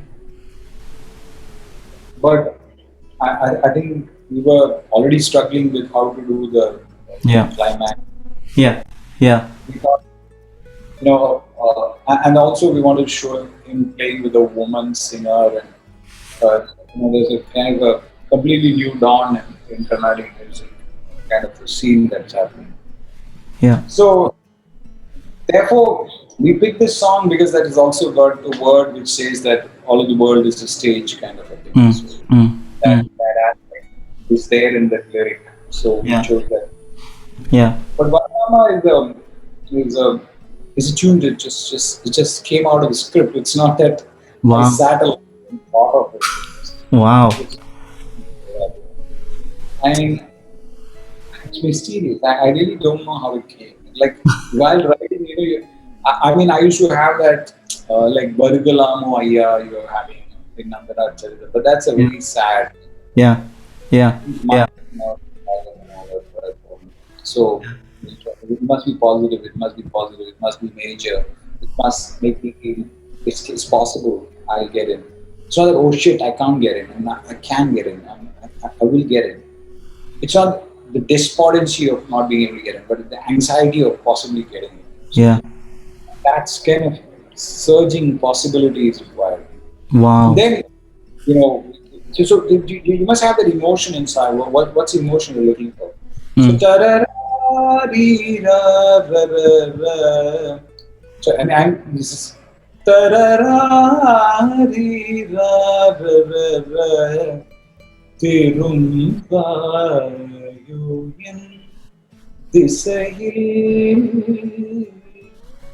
so beautiful. When you're doing that, it can have a similarity to Kamboji, but who cares what you're doing? Then after that, you're going to Kedaragala. Tirumbayo yen disayil ni asevayo yen disayil ni asevayo yen disayil adai kaana varalamaavum arugil பெறலாகும் அருளை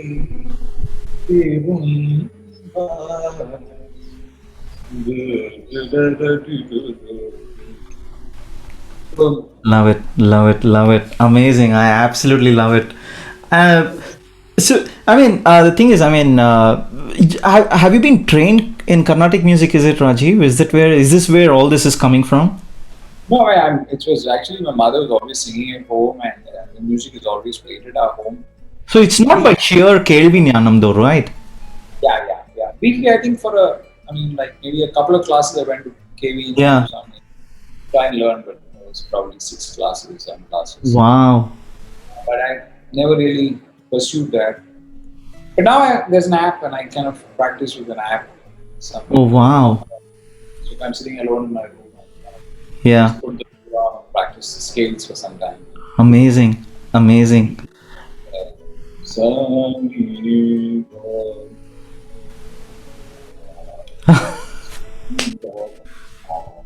You can keep going down, and you go, and suddenly you can you can just open up, the voice opens. So just little tidbits that you're picking up here and there. Wow. Wow. Amazing. In fact, Sir's assistant again. This is a different guy. He said that he has worked with you in Sarvantalamayam, Jerry. I think you might know him. And he said that he was having lunch with you during the making, I think, and then he spoke with you about Carnatic music, and he was so enlightened. You spoke to him for 2 hours about Carnatic music, and here you're telling me that you've actually not been trained. I'm amazed, Rajiv. How do you do this? How do you manage so many passions of yours? Because Sir himself has said this. He said that you sing well, you cook absolutely well. Yeah, when we travel, I cook quite a bit.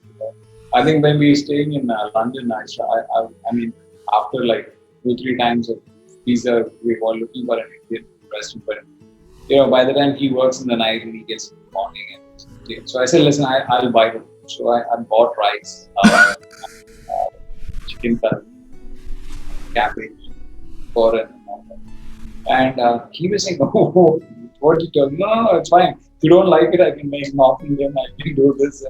And then he used to see me chopping onions and garlic, come and watch or whatever we are up to, kind of a thing. Here you're a cinematographer, you're a director, and you're sitting there cutting onions. I enjoy it. I mean, I enjoy everything. Like, I'm absolutely fascinated by music, filmmaking, photography. I mean, I'm a kind of guy where I don't mind spending like a lot of time getting my print right, so I will just sit on that. It's just, I feel it's a big blessing to be doing anything artistic in your life. So many people have such boring lives. You're really lucky that you can actually make a living with art. Yeah. And that art you cannot say, I have art only in my films. Rest of my life will be boring. How can you? I mean, you got to be interested in everything, right? In architecture, you got to be interested in music. So I ended up, me and my wife both liked architecture. So we ended up doing up we have a kind of a village in Kerala on the banks of the Kumarakam Lake. We had a sort of property, and we kind of designed it. My students is an architect. They studied architecture. They studied cinematography. So he and I kind of, all of us sat together and designed something. So it's damn interesting designing and building something. For me, it's as interesting. So I, learned civil engineering, learned what it is to have a good foundation, and really have a good foundation, and how the foundation is symmetrical and unstable kind of areas and things like that. So you kind of learn different things. You learn that if you're on the lake surface, how do you drain, how do you lay underwater pipelines to drain it, create what's the slope that should be there in it. Wow. So I'm fascinated by everything like that. How do you find time for this? Yeah, so I don't make enough number of movies because I got so many interests in that. I'm ready to finish one script and go to the next thing. Life is worth living. Who the shit cares whether I did 18 films or 3 films? I live my life. I'm enjoying it. I mean, somebody asked me the other, what's wrong with you? Why do you want to go and do some song like Kadavulum Nanum, you know? Yeah. Why would these trolls are going to go after you and somebody's going to do that? I said, my brother is a complete believer. He goes to the temple regularly. My mother is a complete believer. Yeah. Wife, everybody, and there is a puja room at home. It's not that I'm against worship and that sort. I just found that line fascinating. And during COVID, all the temples and everything was shut. So I said, oh yeah, I mean, what do people do for God? I mean, come on, God is inside you. That's what fascinates me about that. You know? So you just end up creating a tune which is very revolutionary in your thought process, and probably people are saying, hey, what's going to happen? But the tune is soft and really nice to do that. Hi, Saran. How are you? Is your hardcore fan. வணக்கம் sir. நான் சொல்ற கட்டி நீங்க சொல்லிட்டீங்க. வணக்கம். Volume is low, Saran. Volume low. Okay.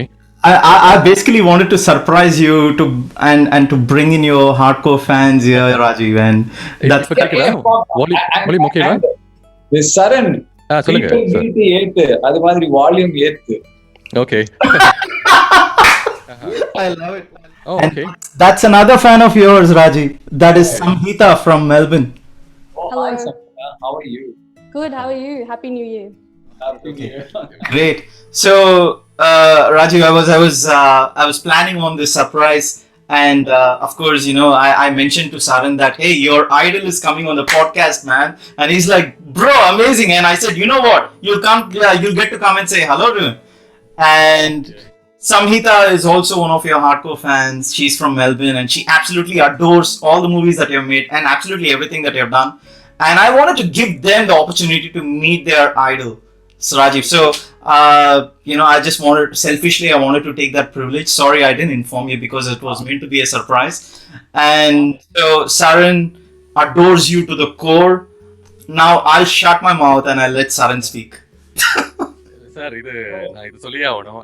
உங்க பாட்டு கடவுளும் நானும் பேசிடும் பொழுது நடுவினில் தரகர்கள் எதற்கு சார். கேட்ட உடனே கண்ணீர் வந்துருச்சு சார். சத்தியமா இதை நான் சொல்லி ஆகணும். It's really beautiful. ஏன்னா லிரிக்கலி நீங்க என்ன பண்ணிருக்கீங்கன்னா, எனக்குள்ள இருந்த பல கேள்விகளை தொகுத்து பாடலாக்கிருக்கீங்க. இது எனக்கு மட்டும் இல்ல, நிறைய பேருக்கு அந்த கேள்வி இருந்திருக்கும் கண்டிப்பா. ஆல் கைண்ட் ஆஃப் क्वेश्चंस, அதை அப்படியே பாடலா தொகுத்து வழங்கிருக்கீங்க. I wish you all the best and beautiful voice, sir. Yeah, indeed. இவ்வளவு நாள் அமைதியா இருந்து, A.R. Rahman sir mentioned that you're a super singer, and you got a chance to hear your voice now, and it's really beautiful. Saran, you know what? Prior to you coming in, Rajiv sang so many songs in this podcast. This is one of my favorite podcasts, or the favorite. I have to say this. Right. It's awesome, sir. Thank you. Blown away with his voice, and I was actually telling him that if he can hire me, and I'll just go to his office and just hang around, just to listen to his voice and him singing and being in the vibe with the aura that he has. That's all I want to do. Oh, man. Yeah. அதான் உங்க படைப்புகளுக்கெல்லாம் ரொம்ப நன்றி for all your creations, from மின்சார கனவு and சர்வம் Thaalamayam. Oh man. Hey, you need to talk about Sarvam Thalamayam. It did have a massive impact on you, right? Yep. Because I was traveling to Cannes from Paris. Yeah. So train, because we were supposed to do my video clip in Cannes. So Yeah.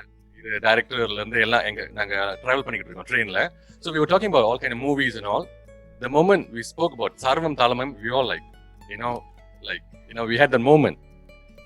The teary moment, because every musician, I believe every musician will be able to relate themselves to the movie. Romba adaga. That's why I was like, we never knew you were there.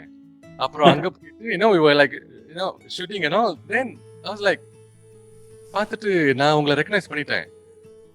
Then உங்க கூட விக்னேஷ் சிவன் அவர் இருந்தாரு. You're having breakfast, coffee, something. So வந்துட்டு that's the first thing I told you, say thank you so much for giving us Sarvam Thalamayam. That's the first thing I told you, sir. It can. It was beautiful. It was really, really beautiful. Thank you so much for all your padaippugal, sir. Keep them coming, and கண்டு கொண்டேன் movie. அதுல எனக்கு பிடிச்ச இந்த வரியை நான் சொல்லி ஆகணும். மம்முட்டி சார் ஆக்சுவலி said it. மரணத்தோட பயங்கரமானது என்னன்னு தெரியுமா? மறக்கப்படுவது. Oh my, I was like, death, இது என்னது, being forgotten is more painful than death. Yeah. You know where I got that line from? இல்ல sir. The line is, there is W.H. Auden. He's a poet, and there's a fantastic documentary. You can just go and Google it. It's called The Royal Mail. Okay. And it's got shots of this mail. I think it's a train to Scotland or something. It's just a mail train and shooting him. And with the beat of the train, Auden recites his poetry. And there is, the night train continues and it just goes on. It's before rap and all that. It's a classic, poet laureate of England reciting poetry. And then he comes and the Royal Mail is going on. There is a dog which is sleeping on the mantelpiece. The clock is shaking. All these things he says, but the Royal Mail continues and goes through the night. It cannot stop for anything because somewhere nobody wants to be forgotten. Because the letter it's carrying, it's going to make somebody feel so good, because the day you receive the letter, hey, somebody thought about me and sat and wrote a letter. Wow. Today you get an SMS, you like it, you don't like it, it's over. But a letter, it was so personal. Somebody sat and wrote it. You shouldn't have any cuts in it. And it just came to you, and someone somewhere doesn't want to be forgotten.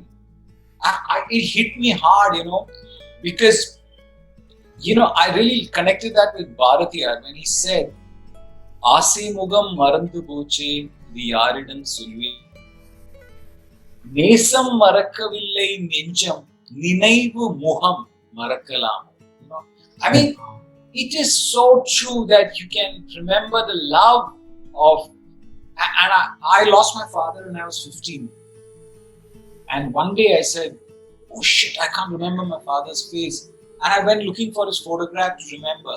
But I remembered sleeping next to him, and I could remember his smell. I could remember his thing, but now I can't remember his voice. But I can remember his affection, but not his face. And slowly, when you start forgetting, you remember the eye, but not the rest of the face. And that's how memory is. So this idea of memory and being forgotten is very strong within me. And then, W.H. Auden had expressed it. So if we can bring it and put it at the most important point in your film, it just makes you tell in one reason why this man is so upset. And this is absolutely rich, successful guy who's coming in a Mercedes-Benz, singing all the best poetry. Obviously, the girl should like him, right? But no, life doesn't go like that. He can sing Bharatiyar poems. He can sing the best possible song in the film.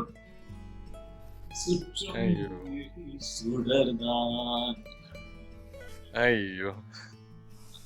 Chandidaru vatta kariya vili கருமை கொள்வோம் பட்டு கருநீல புடவை பதித்த நல்வைரம் நட்டு நடு நிசியில் தெரியும் நக்ஷத்திரங்களடி மலரமையோ. That's such beautiful transition. Yeah. Beautiful, amazing. Love your voice. Wow. So, what we do most of the time is when we meet, we're always tripping on some tunes like this. What he is listening to, what I've listened to, what we really like. But, that's what makes working with somebody and creating the music really exciting. Yeah. The joy of filmmaking, actually.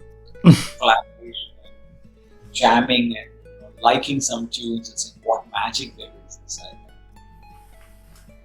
I personally feel one day I hope I can come and assist you in some way or the other, Rajiv, when you're making something. I'll at least come and buy chai for you. ஐயோ இது அதான் அந்த பாரதியார் அந்த கவிதை தாக்கம் அந்த படத்துல கண்டுகொண்டேன் wow beautiful. So amazing his work. Yeah. I'm lost for words. Hey Saran, you were going to sing something for Rajiv, right? Yeah that's what exactly. No, I mean I was like preparing myself to sing that song. Suttumvizhi Chudar. Go for it. Sorry. இல்ல no worries sir. I'll try sir. உங்க அளவுக்கு என்னால பாட வராது. Try பண்றேன் sir, okay? சுற்றும் விழிச்சுடர்தான் கண்ணம்மா சூரிய சந்திரரோ வட்ட கரிய விழி கண்ணம்மா வான கருமை கொள்ளோ பட்டு கருநீல புடவை பதித்த நல்வைரம் நட்ட நடுநிசியில் தெரியும் நட்சத்திரங்களடி சோலை மலர் ஒளியோ உனது சுந்தர புன்னகைதான் நீல கடலலைகள் உனது நெஞ்சினலைகளடி போல குயில் ஓசை உனது குரலின் இனிமையடி வாழை குமரியடி கண்ணம்மா மறுவ காதல் கொண்டேன் சாத்திரம் பேசுகிறாய் கண்ணம்மா சாத்திரம் ஏது கடி ஆத்திரம் கொண்டவர்க்கே கண்ணம்மா சாத்திரம் உண்டோடி மூத்தவர் சம்மதியில் வதுவை முறைகள் பின்பு செய்வோம் நொடி இது பார் முத்தம் ஒன்று. Beautiful. Super. Thank you so much sir. Thank you so much. இல்ல கிளாசிக்கல் வந்து ஓரளவுக்கு கத்துக்கிட்டேன், பட் R&B வந்து பாடி டச் விட்டு போச்சு. அதனால ரொம்ப மன்னிக்கணும் சார், ரொம்ப மன்னிக்கணும். நல்லா இருக்கு. Thank you so much. What are you going to sing, Samhitha? Sammy, what's up? It's lovely to meet you. I just want to thank Chander again for this opportunity. I never thought I'd get to talk to you one day, especially after, living my childhood, and even now, any day I can sit and watch any of your works and movies. But I did want to say, coming to the point of what you just mentioned about, you expect the girl to like him because he drives a BMW and all that. The same thing in Minnesota kind of movies where, the Kajol and Prabhu are not actually, it's not meant to happen, but they bond over the music and dance and organically connect. And I always believe that whatever happens organically, naturally is for the best. So I like that tie up there as well, and the connect in that movie as well. But yes, coming to you, I loved your voice and I loved your song. Congratulations. I think the song is something that everyone should definitely hear. The video, the audio, everything blends perfectly, and even the meaning of the song. True. And now that I've heard you sing, I'd love to hear you sing more and more, and I'm looking forward to more compositions such as that. We just done a new composition. Oh wow. Wow. That's a new one for Kaki. Wow. It's like a complete love song, so it's like Amazing. I can't wait now. Looking forward sir. Yeah, looking forward. Can't wait to hear it, yeah. Okay, so I just wanted to dedicate a song to you, and it seems that Kandu Konden is the popular one here, because I was also going to sing a song from that. I like all the songs from it, but I think for me, Kanna Muche really stood out. It struck a special chord, and I think, it's got a bit of fun mixed with it, and also got a bit of semi-classicalness in it, so I just thought I'd dedicate it. Got a bit of Shruti that I'll just play, and let me know if you can hear that. Is that all good?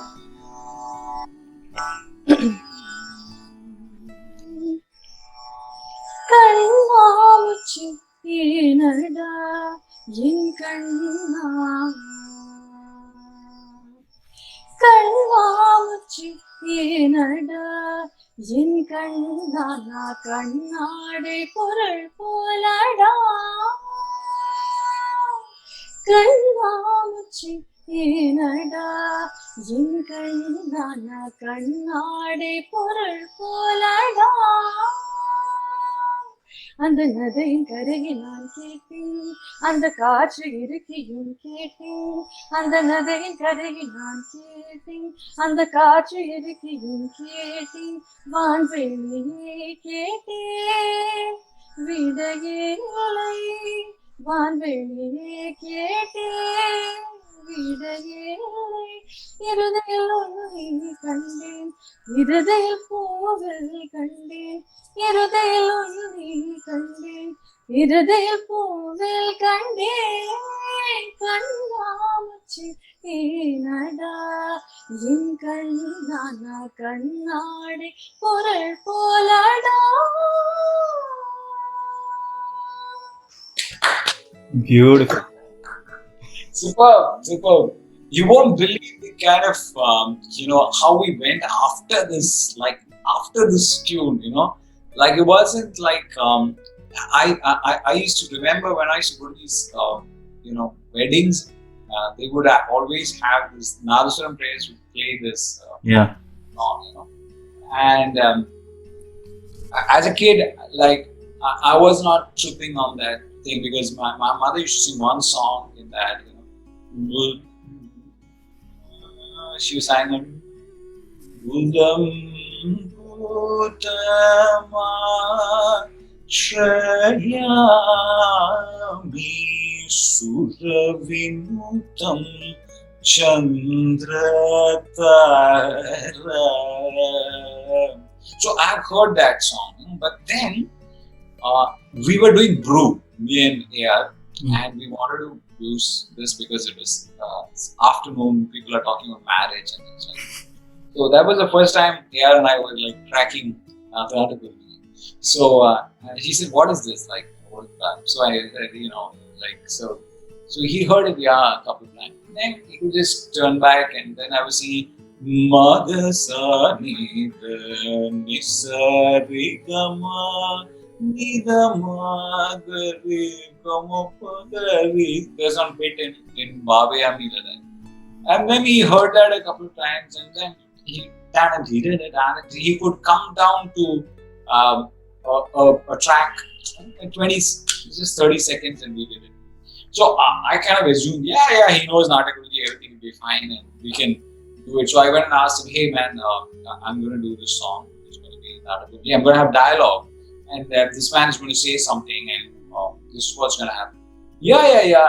So I had shot whatever I had to shoot in Karaikudi.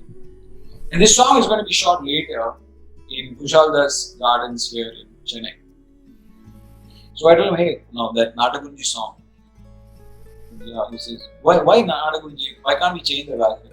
So I asked you. I went and shot the dialogue.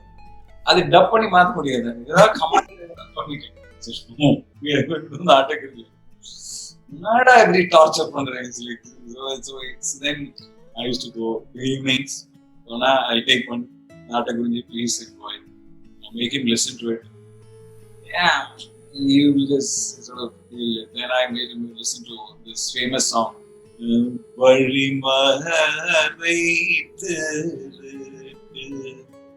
Malai pole maadu paduthu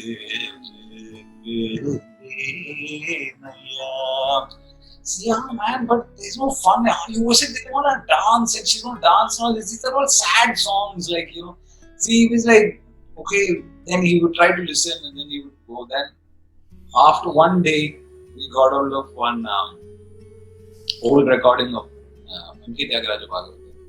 It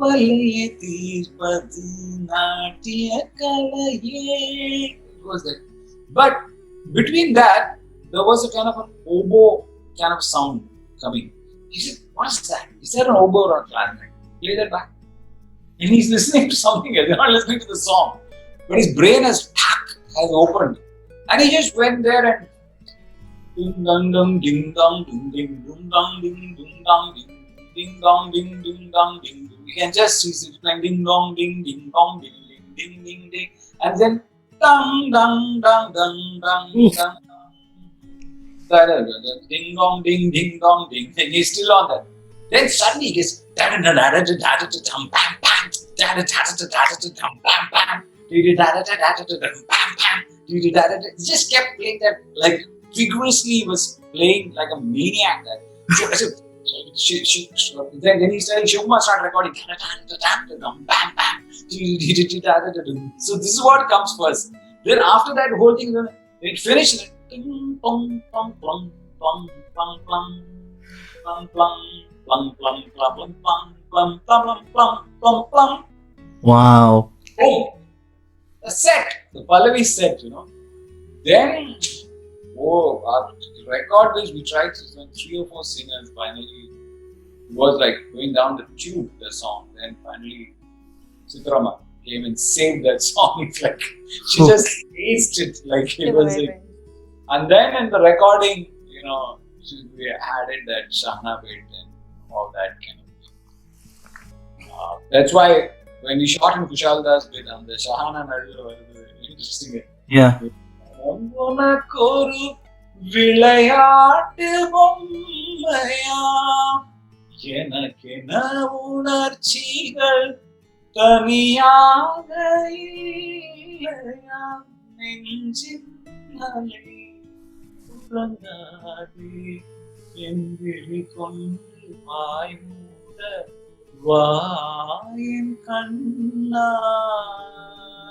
So then he cut it and said, show the Shahana. He said, show it. He said.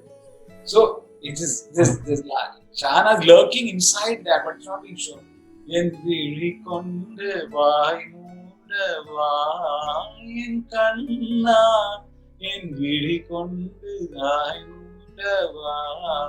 Before that, that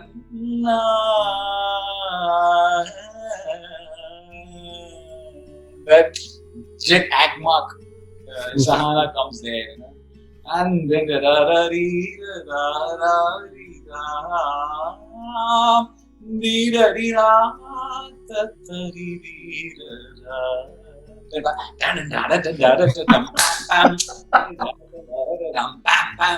that jazz, his love for jazz, comes into work there. Yeah. There's a lot of different influences that.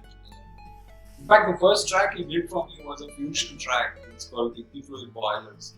We tried to locate it somewhere. Wow.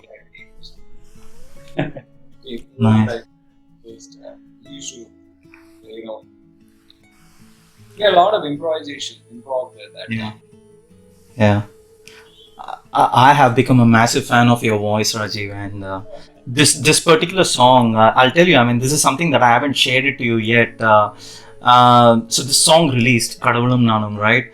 And the next day, my family member got hospitalized, and I was heartbroken, and this was quite unexpected for me. And then I didn't know what to do, and I was in tears. I have nothing to hide here, and just randomly I just clicked on YouTube app, and then boom, this song comes up. And you don't know what this song did to me, and it has had such a big impact. And of course, like it was helping me, especially in that situation where I wanted to speak to someone, but number one was I was a bit embarrassed. I didn't want to, and then secondly, I didn't know how to how should I put it, calm myself down with the family member being hospitalized and critical stage and all that. And this song really helped me. So thank you so much for that. And then since then I've been listening to the song every day a number of times, and I'm not exaggerating. I played it a number of times today as well, and then invariably I have been humming it as well while cooking. And yeah, so that's the magic your song has created. I'm deeply moved that it sort of moved something. Yeah, something is happening inside that song. I mean, you put everything inside, your effort into each thing. Some people like it, some people don't like it. Some people, I say that, hey, why did you show a church or a mosque there? I mean, that's a compilation video. I mean, I just sent out my song to some 6 students and say, you got any footage, send it, and I'm sort of compiling. And I'm not conspiring to do anything. And it's not that I'm not a bhakta, or it's not that my family is not. I mean, my mother is deeply religious, my brother is extremely religious. He spends all his birthdays at Mukambika temple and it's Lalita Sahasranamam in the night. Wow.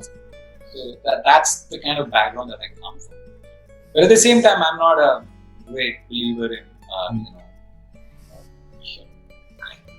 going to like puja part and all this kind of thing. Doing some kind of obscure rituals. That's not me as an individual. But that's just me. The song is written by Karki and I'm just composing it. So I knew that the song's words are harsh.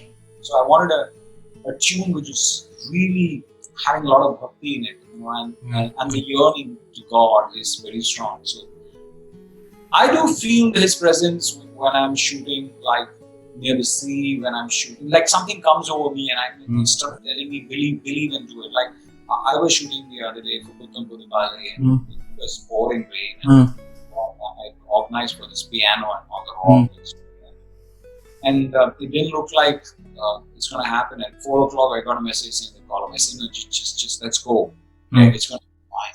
And we went there, and there was this dark cloud hanging there, and I can see dawn breaking.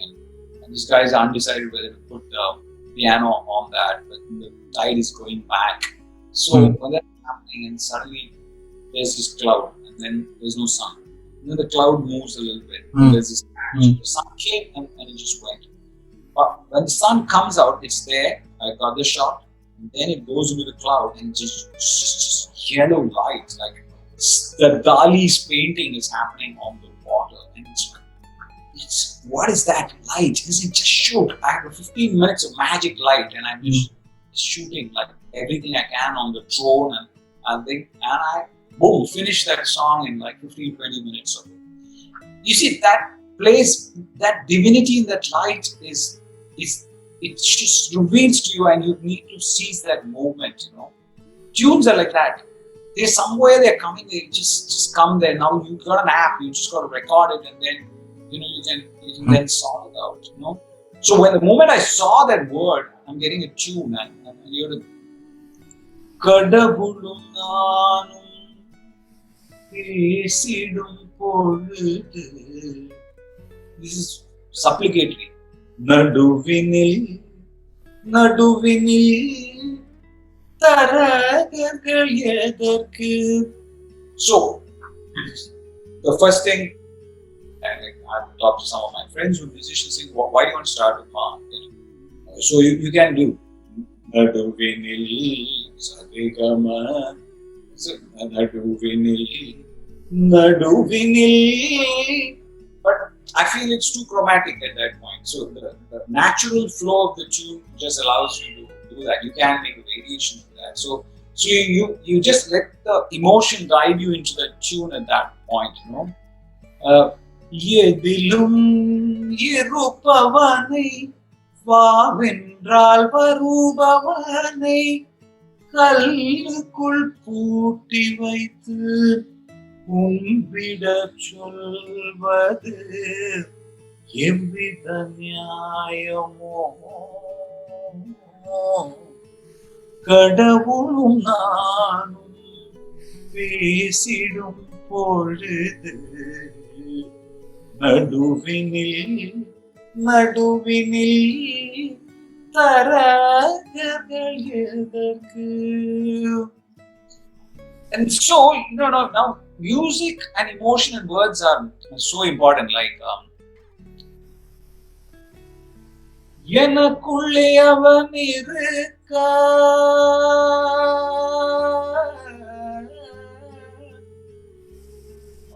that's sure. I mean, he's there within me because I know that. I'm thinking of him. எனக்குள்ளே அவன் இருக்கா, உறுதியா சொல்றேன்.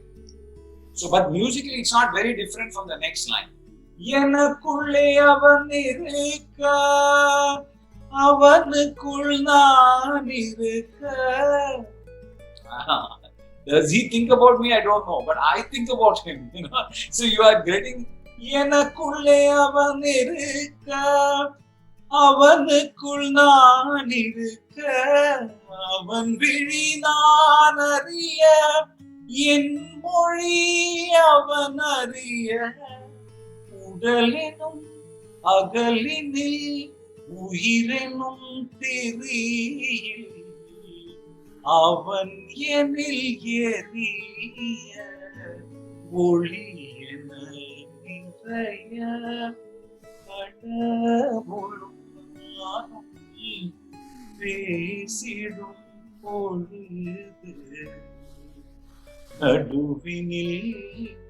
நடுவினில் தரகர்கள் எதற்கு. Beautiful. I love it. Amazing voice. Amazing. Soulfully sung, Rajiv. That's the best part. Because I still remember, even before it released, you sent me the track and I was blown away.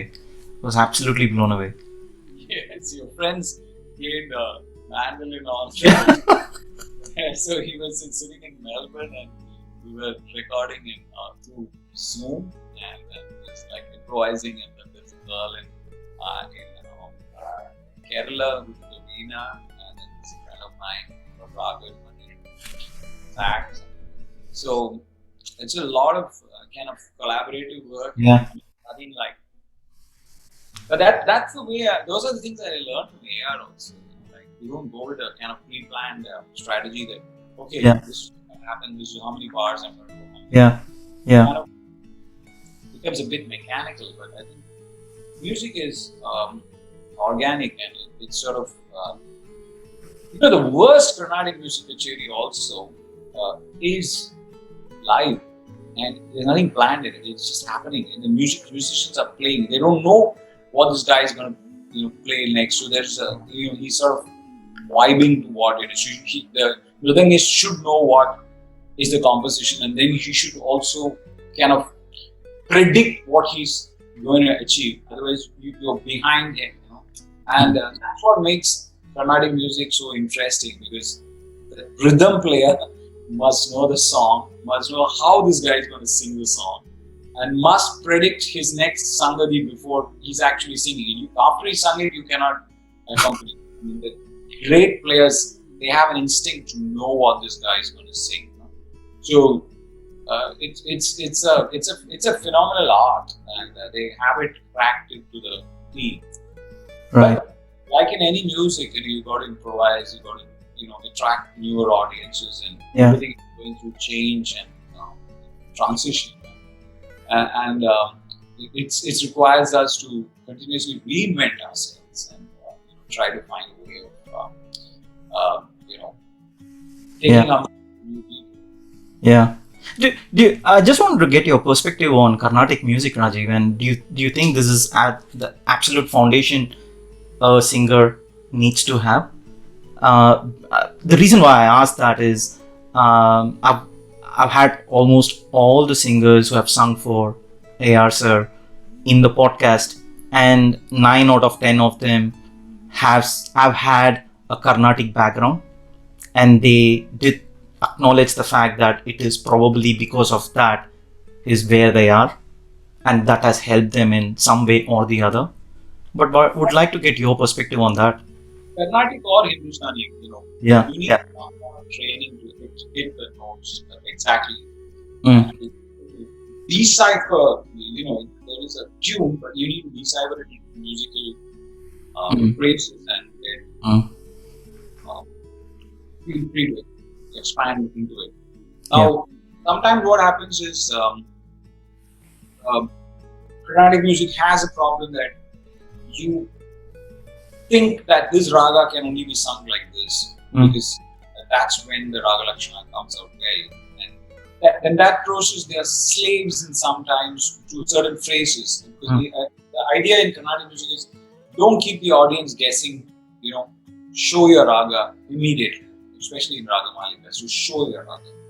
So the point is if there are 800 people listening and there are 100 knowledgeable people, can I put that Sangati which is going to put 100 people at ease that this is the raga and they're not guessing? So there is this kind of sawal jawab between the audience and the performer which is going on. But now when you take that music and you sort of, make it into a tune, then and to make it into a film tune, it's completely different. So let's talk about Shahana, what was used in that. AR was exploring and saying, okay, show this Shahana. So show it. He knows the Shahana. He has composed other songs in Shahana. So what happens is, when you look at a great song in Shahana, which is there, it's like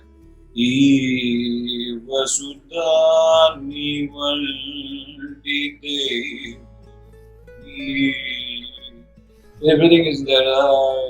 There'll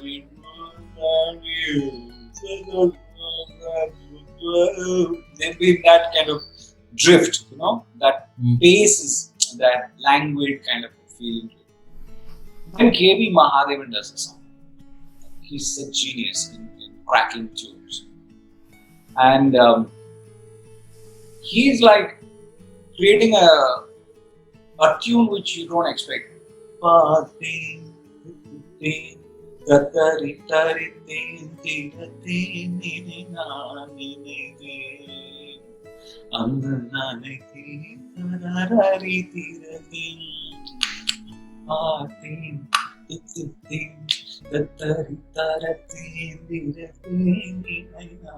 It's so sweet. It's like, it's charming. It's like so different. He just cracked it. So I've been listening to a lot of Shahana because I'm composing something in Shahana, and I kind of listen to a whole bunch of Nadas of different M.D. Ramanathan.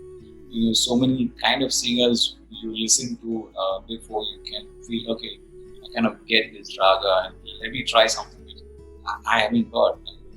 Maybe it'll fall on your face, but you can keep trying something new while trying to compose. Composing is a completely different art from singing. Yeah. I don't know how you do it all. Yeah, you learn a lot of things, hanging out with AR.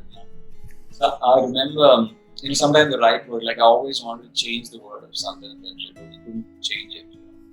And AR, when he composed it, he said, Sanjane aure, Sanjane aure, aure.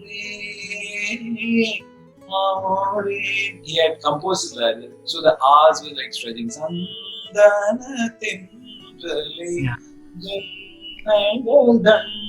Those Nas are actually preventing normal, ordinary people from singing it. If it was an R there, it would have even become bigger. So, if you notice anybody, you ask them to sing that song, they will say, Illai solla oru ganam podum illai sollai தாங்குவதென்றால் எனக்கோ ஜென்மம் வேண்டும் என்ன சொல்ல போகிறாய் என்ன சொல்ல போகிறாய். இதுக்கப்புறம் they'll go straight to the Charanam. இது எம்மொரு கண்ணாடி எனது பிம்பம் நீங்குதடி இதுதானே சுப்பட. They will not stop it. They'll go to. Fortunately, we had these two hooks inside it, so it went good. Wow. Right word, the right consonant, right vowel in the right place is so important for the song's success. Wow. Phew, I feel so enlightened for these. You just ask anybody to sing it, they will sing it. It's easier than trying to sing the first line. So Saran and Sammy, do you want to take it up as a challenge? Not now. Sing it and send it. Think something else. Blow my mind. Come on. Okay, something else. Saran, what else are you going to do for Mr. Rajiv? You said you are R&B blue. Why don't you do RDA?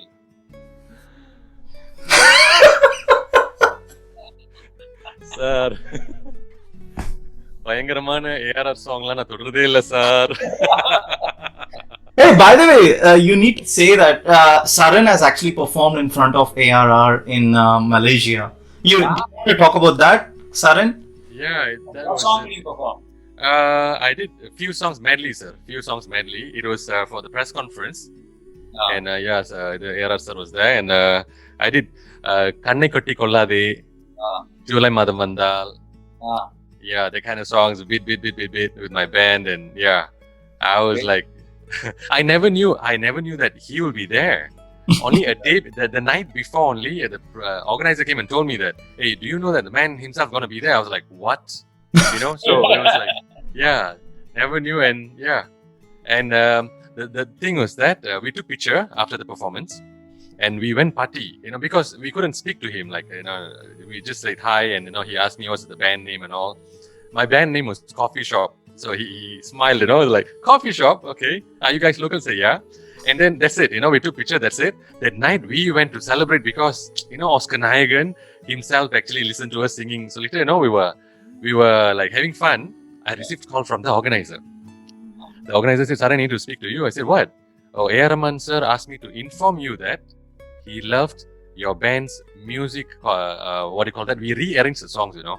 We made it a bit different than what the original was. So he liked that creativity in the music arrangement, and he liked my voice texture. So he made sure that the organizer informs me that, you know, like."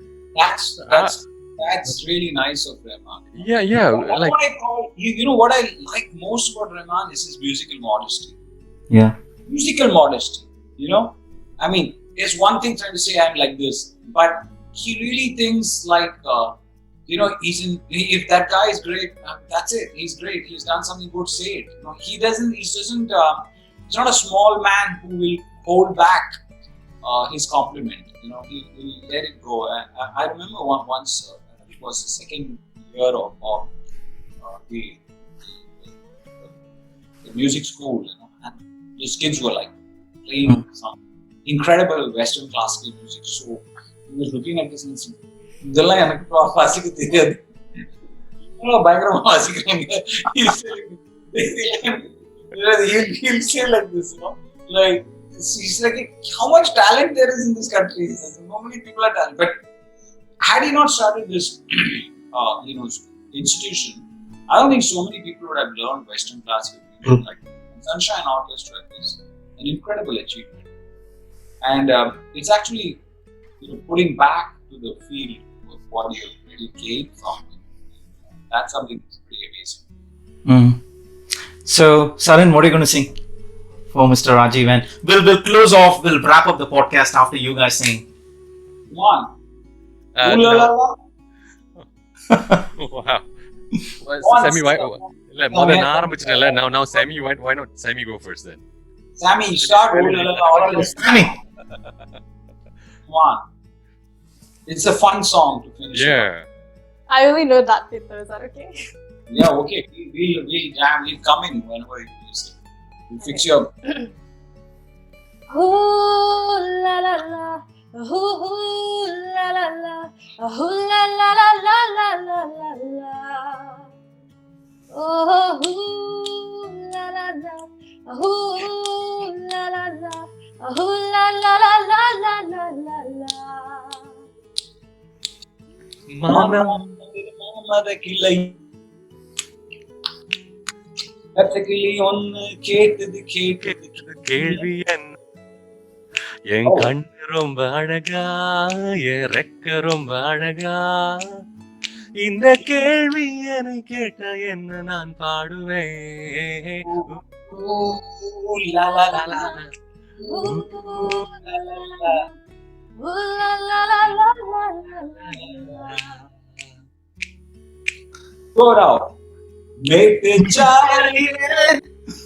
மாட்டு வண்டியிலே போராளே பொண்ணு ஒரு தீ. You got me singing.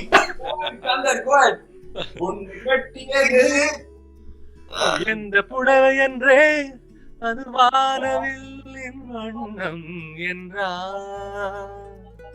மழை துளி மண்ணில் வந்து சென்று சென்று ஒரு மாசம் அது என்னை வானவில் கொண்டு விடுகிறதே சில நேரம். Sammy. La, la, la, Ooh, la, la, la. ooh, la, la, la, la, la, la, la, la. Hey, awesome. I love it. This is the best bloody podcast I've ever done. Thank you so much, And, you know, Chander. people don't realize this absolutely fantastic song is musically very complex, you know? Yeah. Da ra ra ra da ri ra ri da ra ra ra ra ra ra ra da ra ra ra ri re da ri ra ra ra ra da ra ri ri ra ra ra ra da ra ra ri ra ri ra ri ri ra ra ri ra ri ra ra ri ri ri da ri ra ri ra ra te ra ta ra ri ra ra ri re ri ra ri. Oof. Major, minor, major. That movement is so. It is pretty complex one, Rajiv, when I think about it. Yeah. And it's to think that you can take something like Radhabairavi and make such a happy tune out of it. That's why he doesn't have the baggage of all these kind of you can't do this with this, you can't do that. Like, I mean, who can pull off these kind of incredible tunes in some way that you don't expect it or. I mean, for me, there's some of these absolutely. There's this song in Earth. Holy, holy,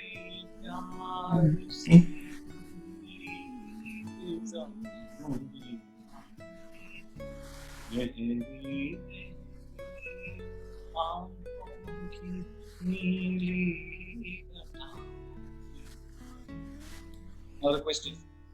हम तुम दोनों कोई सपने देखे जागी सोई सुन फिरा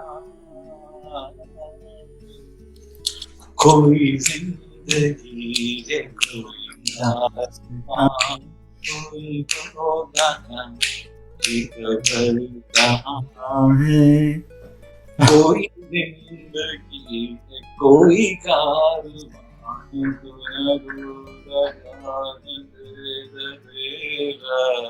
அதுல தமிழ் folk வருது இல்ல.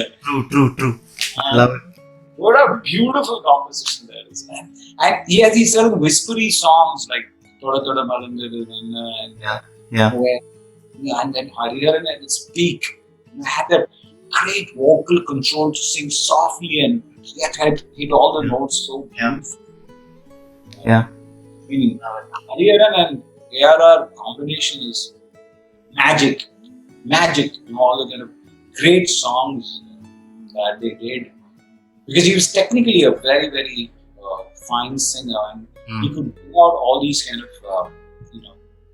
experimental things that ARR was doing. In fact, you know what, Rajiv, when he came on the podcast and he basically said, even though he comes from a ghazal singing background and he's done absolutely everything, even prior to singing with Sir, he said he owes the whole thing to ARR, because if it wasn't for him, he wouldn't have gone the fame, recognition whatsoever. Because he was this great singer who was only singing on Doordarshan on these ghazal shows. And he had a recording studio called Studio Beats, and we used to record jingles there. Yeah. Oh wow. He was kind of an established person in the ghazal circuit. Yeah. And had a great voice, and he had one or two hits in Hindi, but the rest of the people were not calling him. Yeah. Then when he sang that Tamila, Mali, that he gets it through his nose and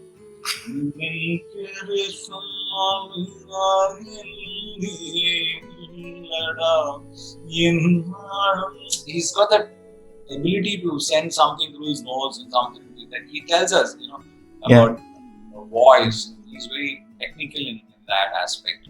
Yeah. But it just, that song was like, wow, like it was like a wow song inside. And all the songs were like, wow. Yeah. That was a different. There were some absolute gems that you guys must listen to. The Asianate song of AR's is outstanding. It's Shama Sundara Kira Kira. My mom and Sujata have something. Navajivida Baladhanya Sampanna Bhumi. I've heard that. I love it. Navaku Samatha Nalgiya Mavanitangu Madhura Madhura Lalita Kalagal Viriyum Malarvadi Shama Sundara Kira Kira.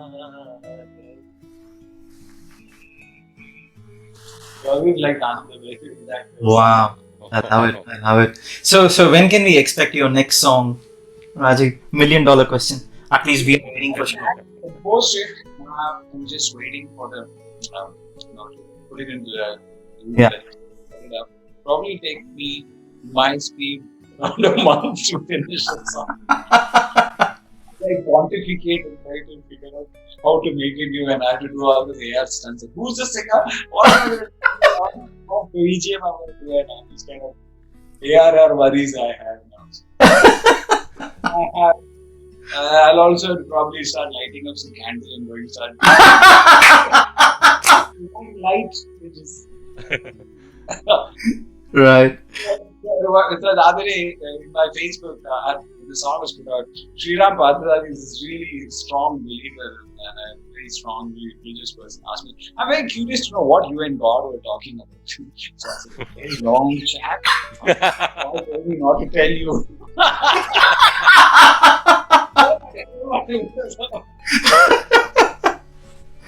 Nice one. Dad loves his voice, Sriram's voice. He told me it's such a gift that he has, his voice. Yeah. Indeed. Rajiv, it's been absolutely magical to have you. And I'm even so thrilled that your hardcore fans got to meet you virtually, of course, and say hello to you and jam with you. I can't believe it that this just happened. And yeah, this is my favorite podcast. I can't wait to release this. Chander, one name to சொல்லிக்கிறேன். Yeah. Saran and Samhitha, because I've been following all your movies, right? So I was waiting for Saran and Samhitha. I told my parents, okay, let's go for the movie. படம் வந்துட்டு I brought both my parents. Okay, படம் உட்கார்ந்து பார்க்கும்போது பார்க்க I was crying like a baby. I couldn't control my tears. I'm not kidding, sir. அப்படியே தேம்பி எல்லாம் like அப்படி அழுந்து, even after the movie when I walked out to take them for a lunch, I was still in tears for almost an hour after the movie.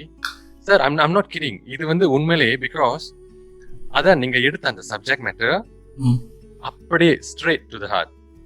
ஏன்னா every musician would have gone through that thing. I'm not kidding. Every musician. Yeah. So அதனால அது thank you, sir. Thank you so much for giving us a movie like that. Yeah, like in everything in your life, you try your best, and you put in your best. And some meet with financial success, some meet with artistic success, some meet with both.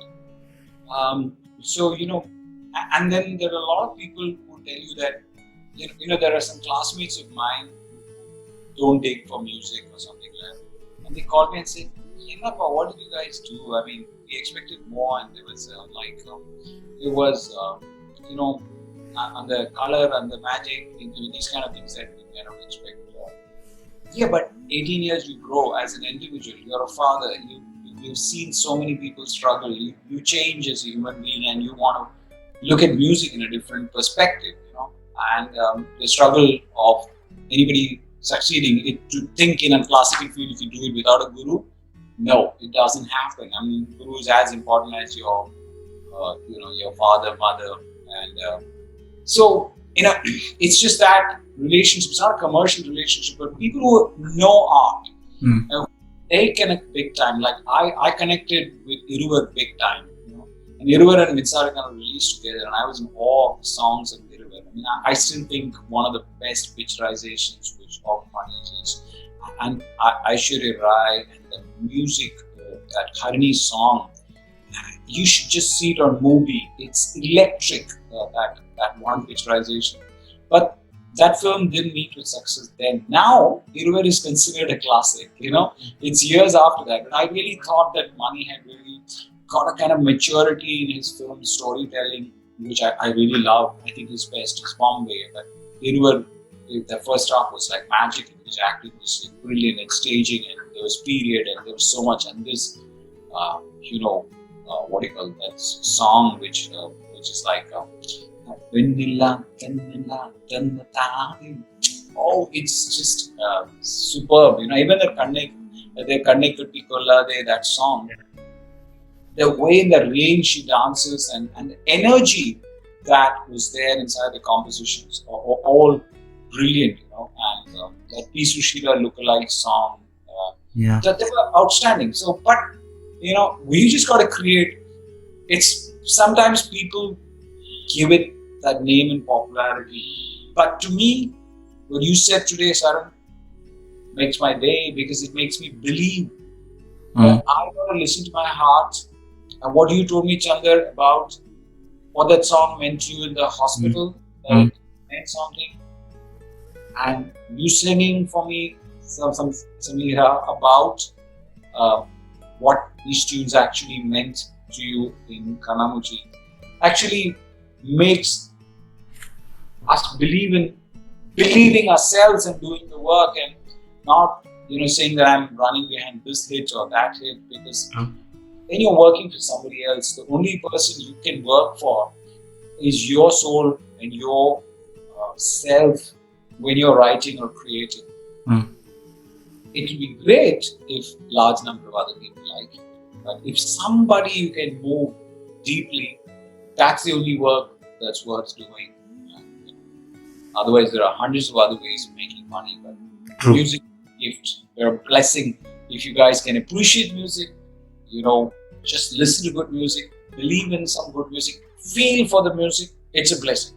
And then if you can actually create music or be associated with it, and good God, if you can compose, and if you can sing, oh man, all these things are like gift. And if you can compose, it's like, that's really what you should think, that the force is much bigger than you, and the music is much, much bigger than you. The art is much bigger than you. And we are very lucky to be here, and I'm absolutely delighted that Chander called me on the show. I took my time to get to the right moment to come on the show.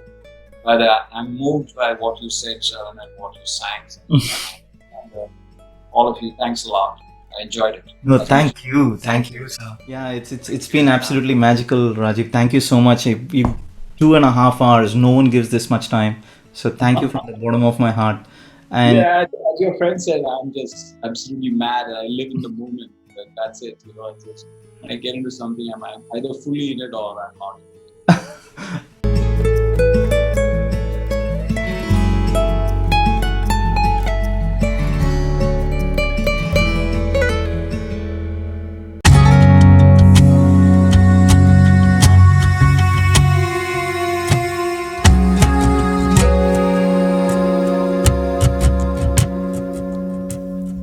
கடவுளும் நானும் பேசிடும் பொழுது நடுவினில்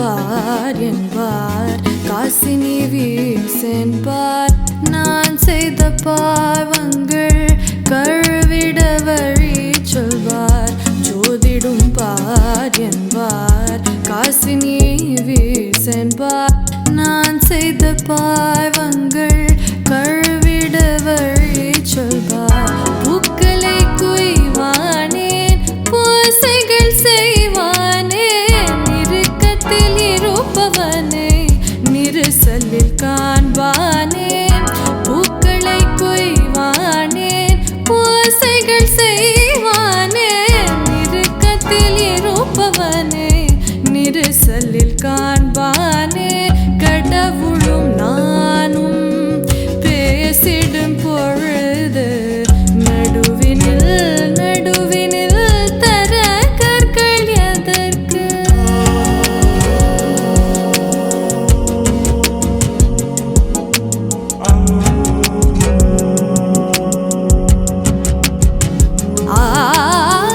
எனக்குள்ளே அவன் இருக்க அவனுக்குள் நான் இருக்க எனக்குள்ளே அவன் இருக்க அவனுக்குள் நான் இருக்க அவன் விழி நான் அறிய என் மொழி அவன் அறிய உடல் எனும் அகலினில் உயிரினம் தீவியில் அவன் எனில் எரிய ஒளி என நிறைய கடவுளும் நானும் பேசிடும் பொழுது நடுவினில் நடுவினில் தர கற்கள் எதற்கு கடவுளும் நானும் பேசிடும் பொழுது கடவுளும் நானும் பேசிடும் பொழுது